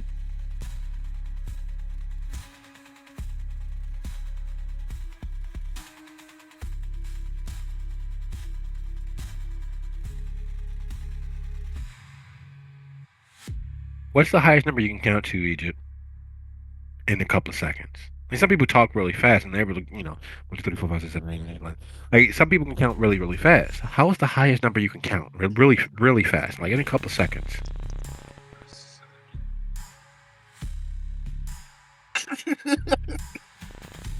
The reason why I'm asking. That's what you do. The reason why I'm asking, not just simply because it's a mnemonic device to try to focus on something you can control and bring yourself from the edge of frustration, aggravation, anger, sometimes rage.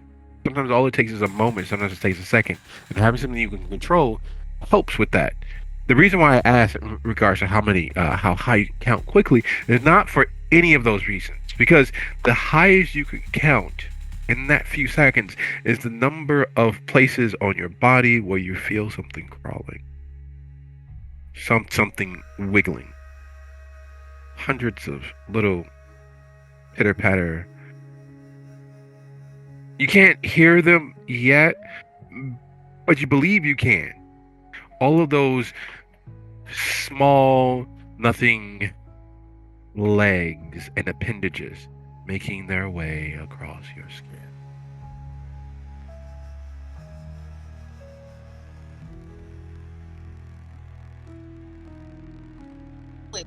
You ran in his car in about 5 seconds. I'm pulling off without you. I need to go wash it out. Oh God, they're in your mouth. Are they on your lips? Can you feel them on your lips? Did you get fillers before you died, so that you don't, so that your lips are a little numb? 'Cause if you didn't, you know that annoying feeling of having something that should be tasty, or even if it's not tasty, even if you don't, but you don't think about it, and it's there on your lips, and you can feel it when you open your mouth to speak, and your tongue automatically tries to lick it away. You have to stop yourself when you know there's something disgusting.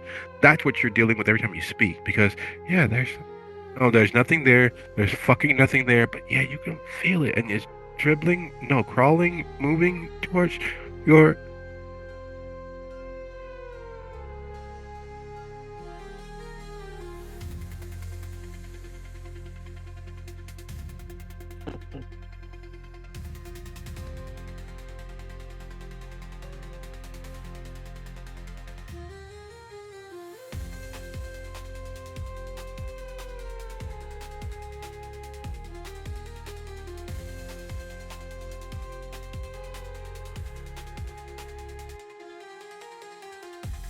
Floor mat, or you try to bring the floor mat free of whatever is on it, in it, dribbling all over your hands, running down your knuckles.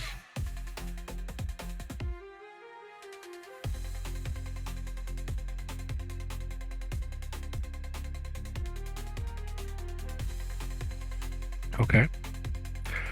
What's your dexterity? Oh, all right. Would you be so kind as go ahead and roll your dexterity and craft? Give me a DC 4. And while she's doing that, I just kind of grab Bill by the shoulder and shove him in the car. In the back or the front? Front. Okay. Shove him Just kind of like, get your ass in the car. We do not got time for this today. I just think, yeah, she's Yes. got a foot. We're gonna have to get in the haunted ass car anyway. Just get it over with. Was it squishy in the front seat? In the seat? No. But that freshly shampooed feel of a car that's been detailed, that's what's in the carpet at your feet. It's not damp, it's not sopping, there's no squish, there's no meld or give, but that slightly not quite dry moistness is there as your feet settle into the front seat. Oh boy. Just kind of climb next to Shay in the seat next to her, like, all right, Squish. let's go. Squish. Squish.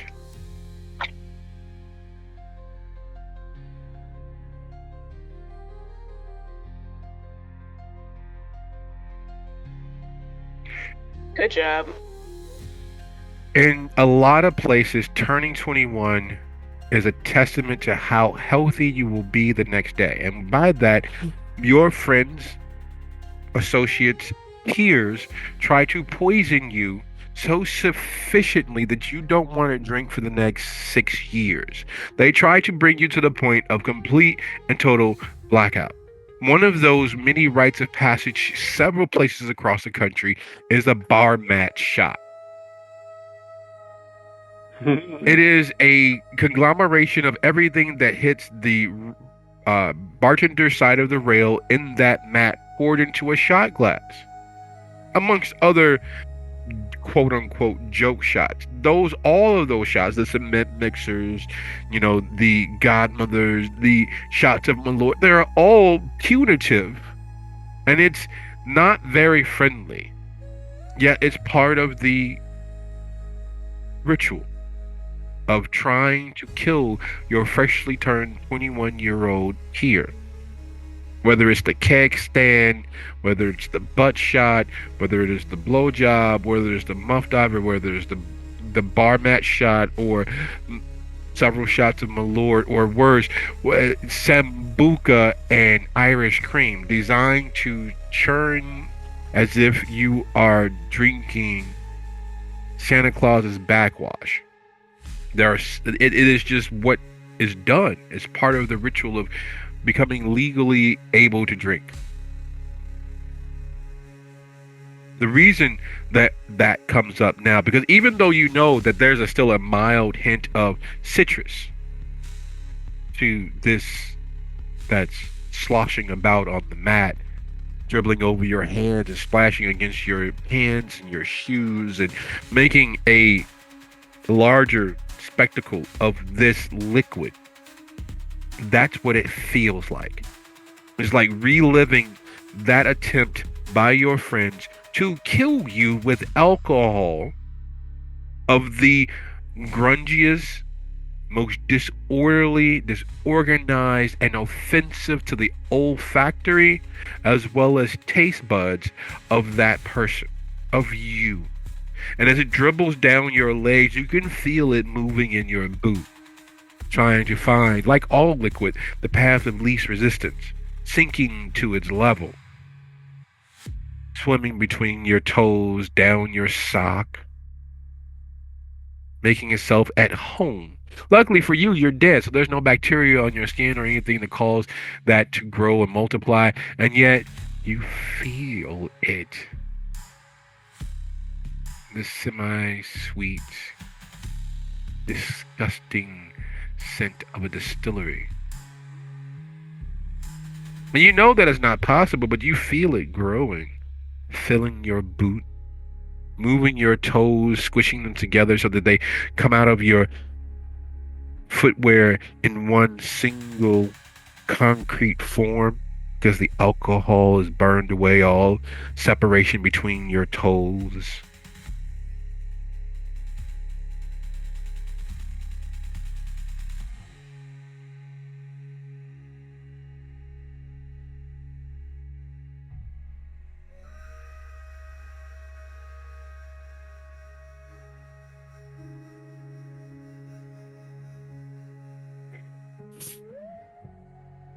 I find the nearest gas station with a car detailing center and go to town.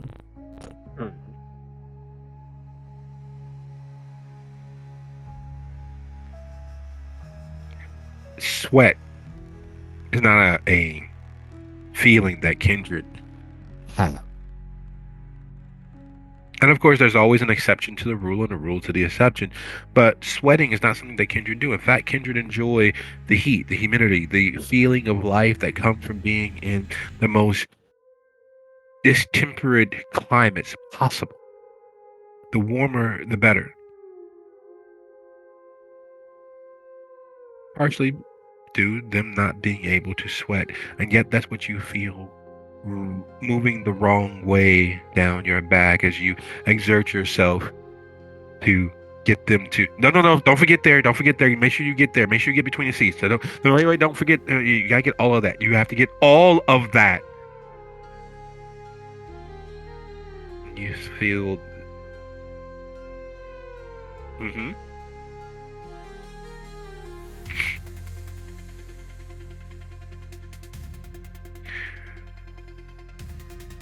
Several hours later, you're almost positive that every droplet, every fraction of a drop is removed from the vehicle.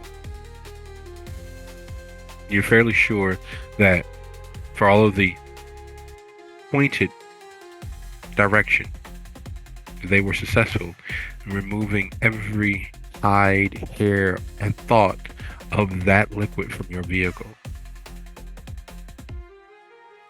You take several rewashes, several reshampoos, several going over what they felt that they've already gone over, because they keep going back, and every couple of minutes they're like, "Oh, well, we just gotta dry it out. We're almost ready." You smell that? It smells like lime, man. Like, I don't know why this is smell. Is that you? You party last night? No, it's not me, man. I tell you, like, it's just... And you can hear him talking, so that prompts you to go back to the vehicle and, hey, make sure you hit here. You know, could have splashed there. Maybe some dribbled in the seat. Make sure that you get all the handholds and everything. It takes a couple of hours for what for them is usually 15 to 20 minutes of the outside. They detail the interior, the exterior, the interior, the interior, the interior, the interior. While they are busily working and being directed, is there anything that you all are discussing? Can we burn it with fire? I think we should I don't like splitting up the party, I really don't, but if we can find a way to get some clothes so we can just trash these while they're cleaning the car in this hours of time, somebody should reach out to their people to see if we can find a connect who might know something about mundane magic, because I don't know if we have any kindred contacts. And I'm being very careful about how I say this to them so that they are aware that we are being listened to, probably. So I'm being careful. Reach out to your people, find out if we can find out what this, and I point to the symbol is. We need to get this, and I hold very carefully the stupid coffee cup, this examined. If we have... Is it heavier?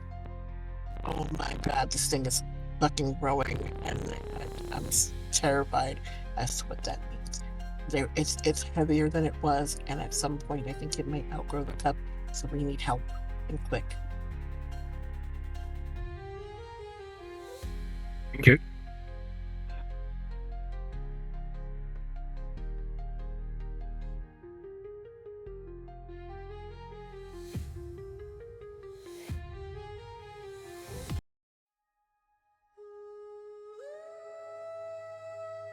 No, it looks like a really cool cocktail.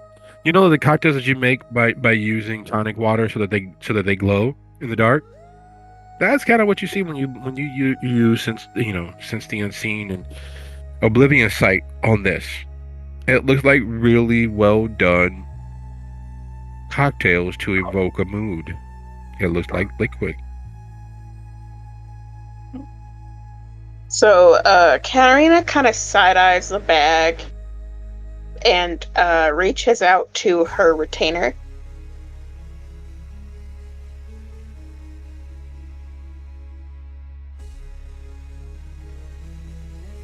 What is she gonna tell her? Now since I don't know if I put in the mural if my retainer was kindred or not. It can't be kindred, unfortunately. Yeah, she's human, but she's probably criminal. I don't know, just in the mural it's put as retainer, so I guess we could go either way, but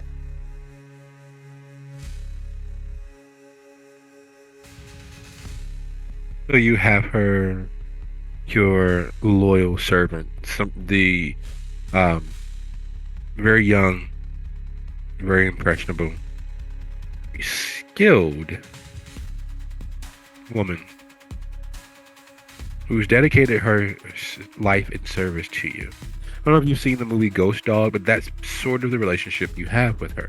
Like, because it's not as if you could pay her It's not as if you can retain her services through financial means. It is the shared drive to beat the ever-loving fuck out of everyone who deserves to have every loving fuck beat gently and vociferously out of their being. Okay, so she's says to return. Hey, so we had a bit of a situation, and I need you to do a couple things for me. First, I need you to go and get me in Egypt a new set of clothes, and kind of looks over at the other two and go like, "Hey, so do you have a way for my retainer to get into y'all's respective houses?" There should be people there. She just needs to tell them that she's there for Cypress Bill stuff. What is she there for? Well, she would just be picking up like a new set of clothes for you because burning the clothes we are currently wearing. So.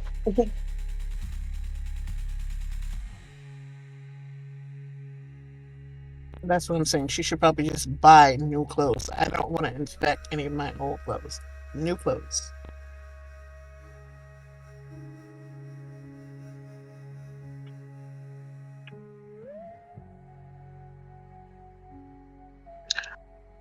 Wait, That's what'd a you fair say, point. Egypt?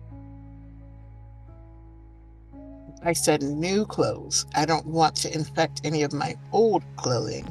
So on the off chance that we don't get all of this shit off of us, I would prefer to have new clothes that I could also just get rid of at the end of the day. So tell her to pick up new things. 3 females, 1 male. Yeah. All right, so she texts her the information like, "Hey, I need you to get clothes for me, Egypt, and 2 other people. Preferably something that is pretty easy to get rid of." And are we good? And she kind of looks back over to Egypt. She's like, "Are we good to take this car, or do we want to pick up a new one that isn't haunted?"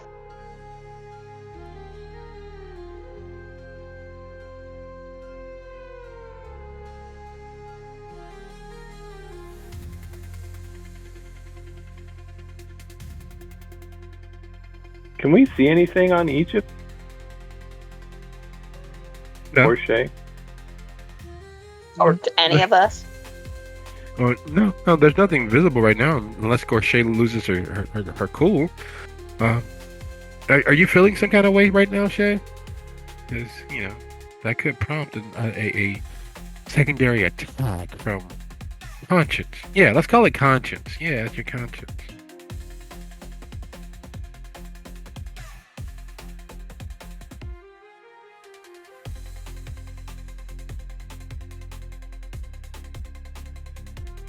There is.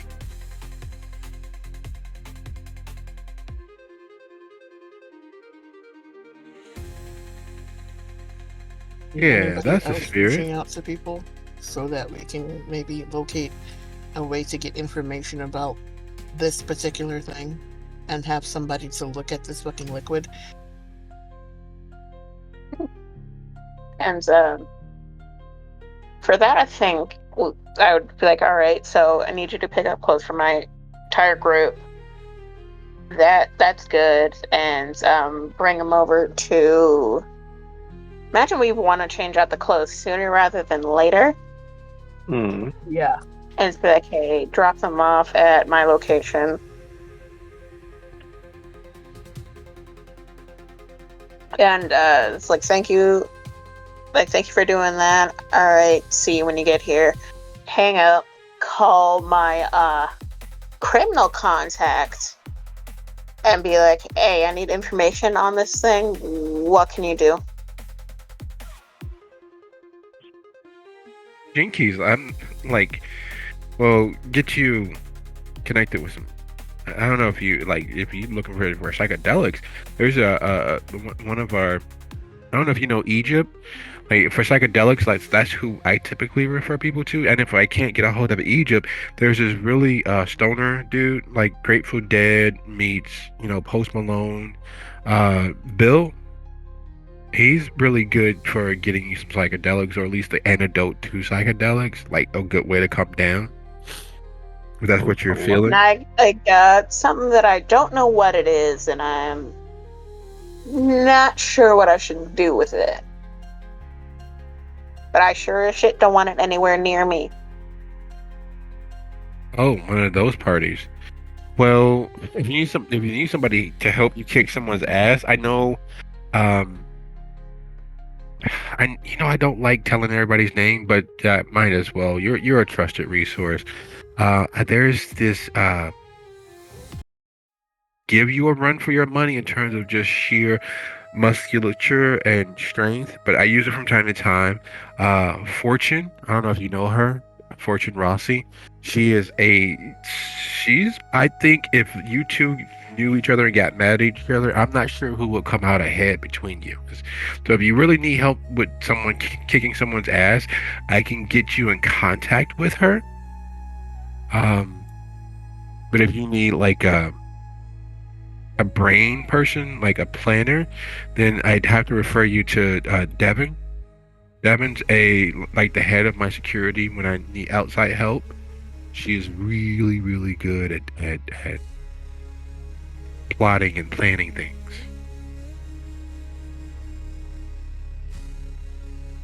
And if I wanted somebody to get rid of something that I don't want ever being traced to me or the people I work with, who would I call for that?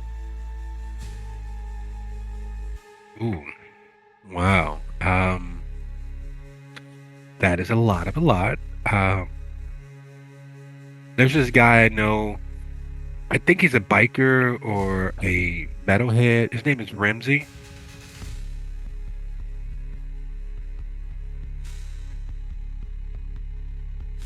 I can't remember seeing Ramsey at the party the night before.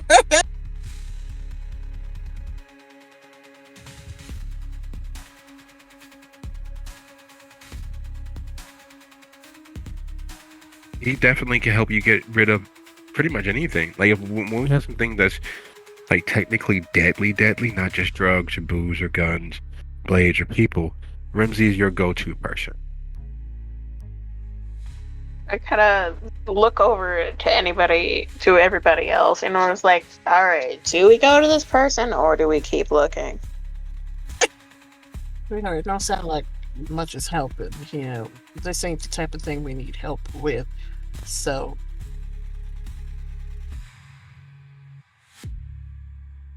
It's like, and just if say, this thing just so happens to be growing like a science experiment under a bed and also Lord Jesus, glowing. hey, hang up. We got this Thank you, buddy, sweetheart. And I hit the end Tristan button. Rose. Click.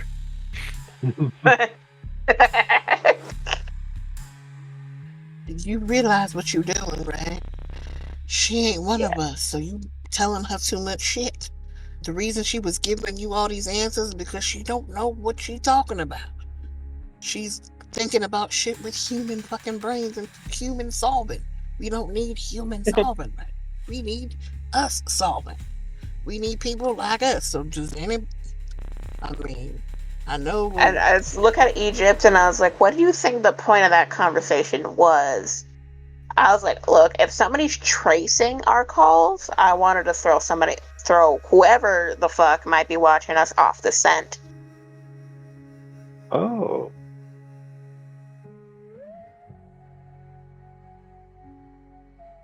Yeah, because I you was didn't giving up even. all kind of invitation. That's really clever.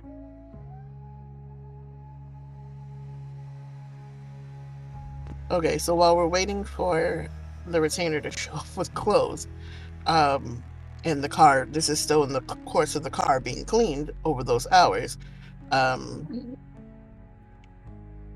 Does anybody else have anybody that they know for a fact can reach out to? I know we kind of can't really go to the cam because we're a bunch of anarchs, but we might just kind of have to. hey, we know you guys kind of hate us, but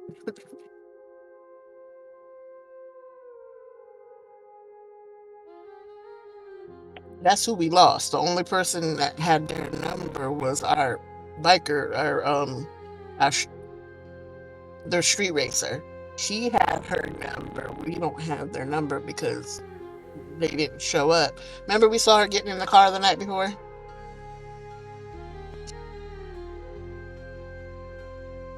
Good old Inez. Good old Inez. Of course, there's always the AMA. You might have to go to, Miami, make some apologies, but you could always use the AMA's network if you only had access to it. They've loaned out money to a wide swath of people. Yeah, dude, I guess they're connected. Oh, there are. Of course. Here's the thing. You're not really part of the Hakata. You're like the cousin that shows up to funerals. They do like spooky shit, but again, your connections with them, you're the cousin that shows up to a funeral every couple of years. You're not the You are.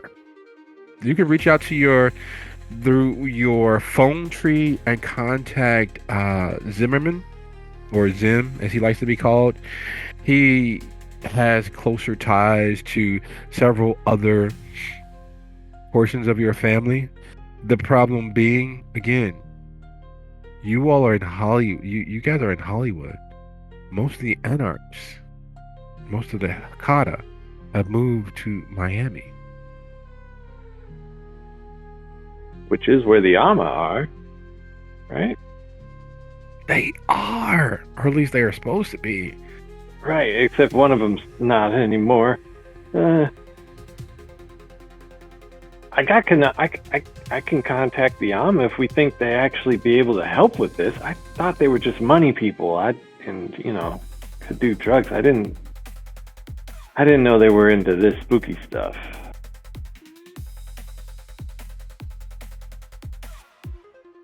I do. Yes. I know that the AMA are 3, now 2 thin bloods. I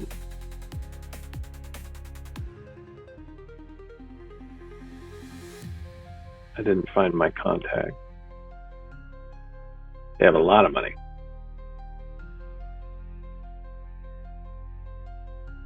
They have bankrolled quite a few adventures, to say the least.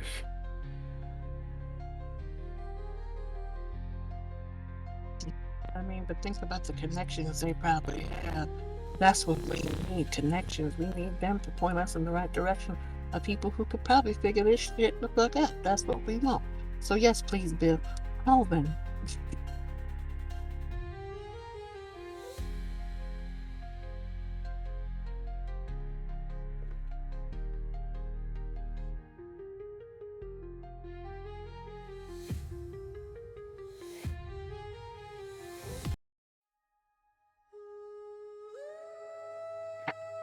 Did you?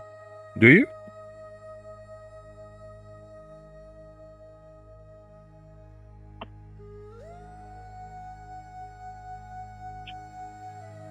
That's the beautiful thing. You get to tell me. Do they? Did they?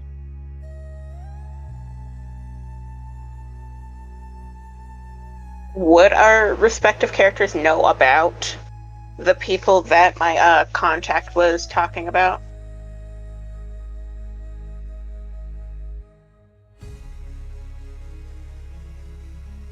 So, probably. Or if any of us have, decent streetwise. Yeah. That's a good gauge. Based on your streetwise or lack thereof, yes. So with me having a 3 in streetwise, I'm going to assume I know all, if not most, of the people in that list. Yes.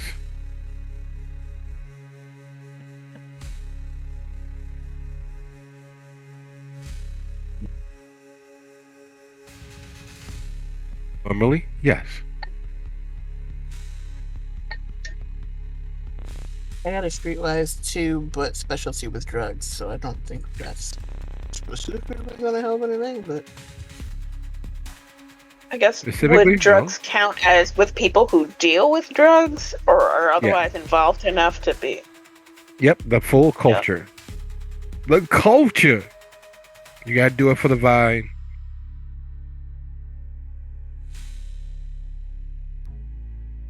Or you can do it for the gram, but either way, you just gotta do it. Just say yes.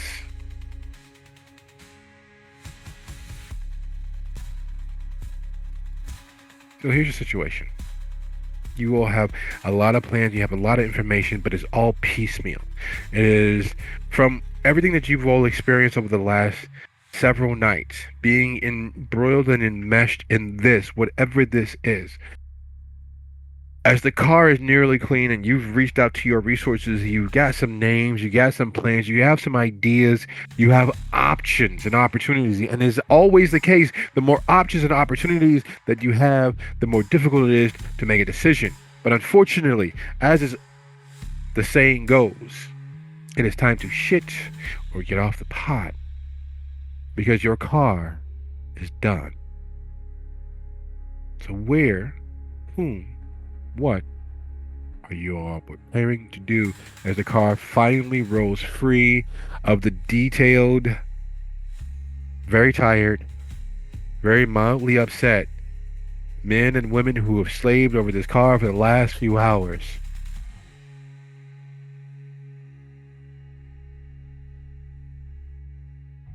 oh, person.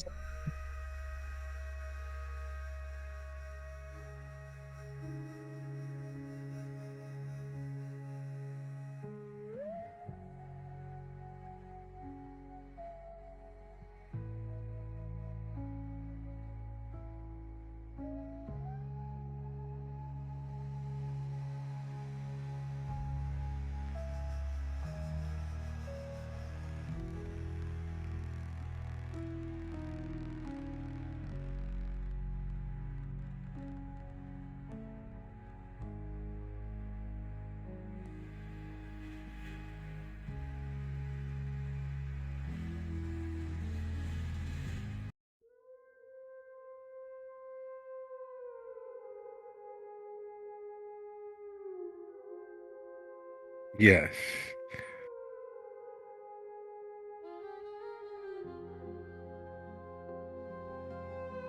It is dangerous, isn't it? I just want to point out one thing though. Ramsey was also at the party drinking and pushing drinks on us, so he probably knows either all about this already, or is a sucker himself of it. So how is he supposed to help us?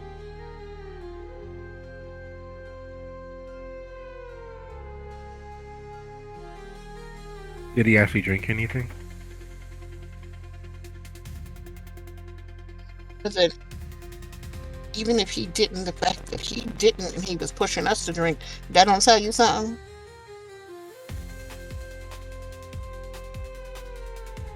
Somewhere in time, the devil burst a gut laughing at the mere insinuation that someone as upstandingly duplicitous as Ramsey would be the purveyor and the pusher of mind altering substances so that he was the only one with a clear head.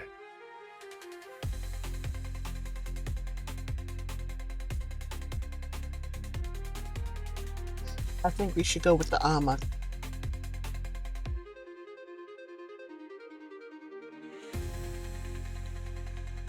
They were in town for this because they were trying to recoup their funds. So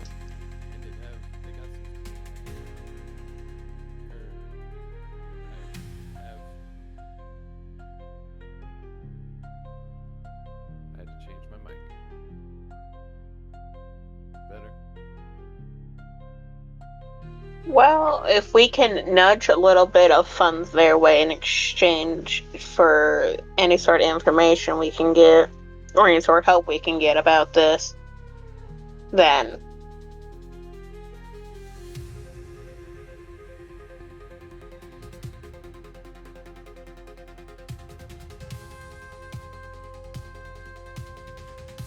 Not in the way most people consider that phrase. To hang out, spend time, to be in close proximity to. And I'm sure, as far as it goes, a scourge, after all, they need them blood, don't they? That's job security.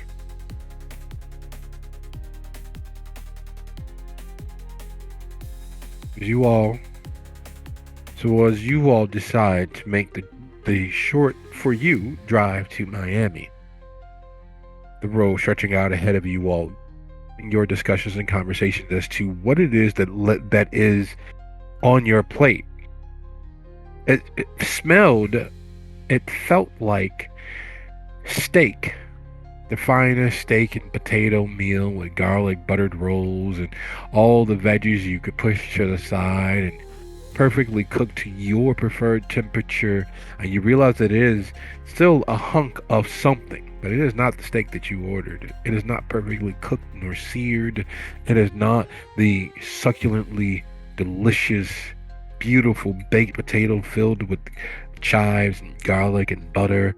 No, it is something else. Equally messy, equally filling, but not what you all ordered, not what you all were promised. And as the road stretches out ahead of you, I'd like to thank you all for a lovely episode, and I will see you guys next time. Good night, everybody. Thank you. Good night. You're welcome. Night.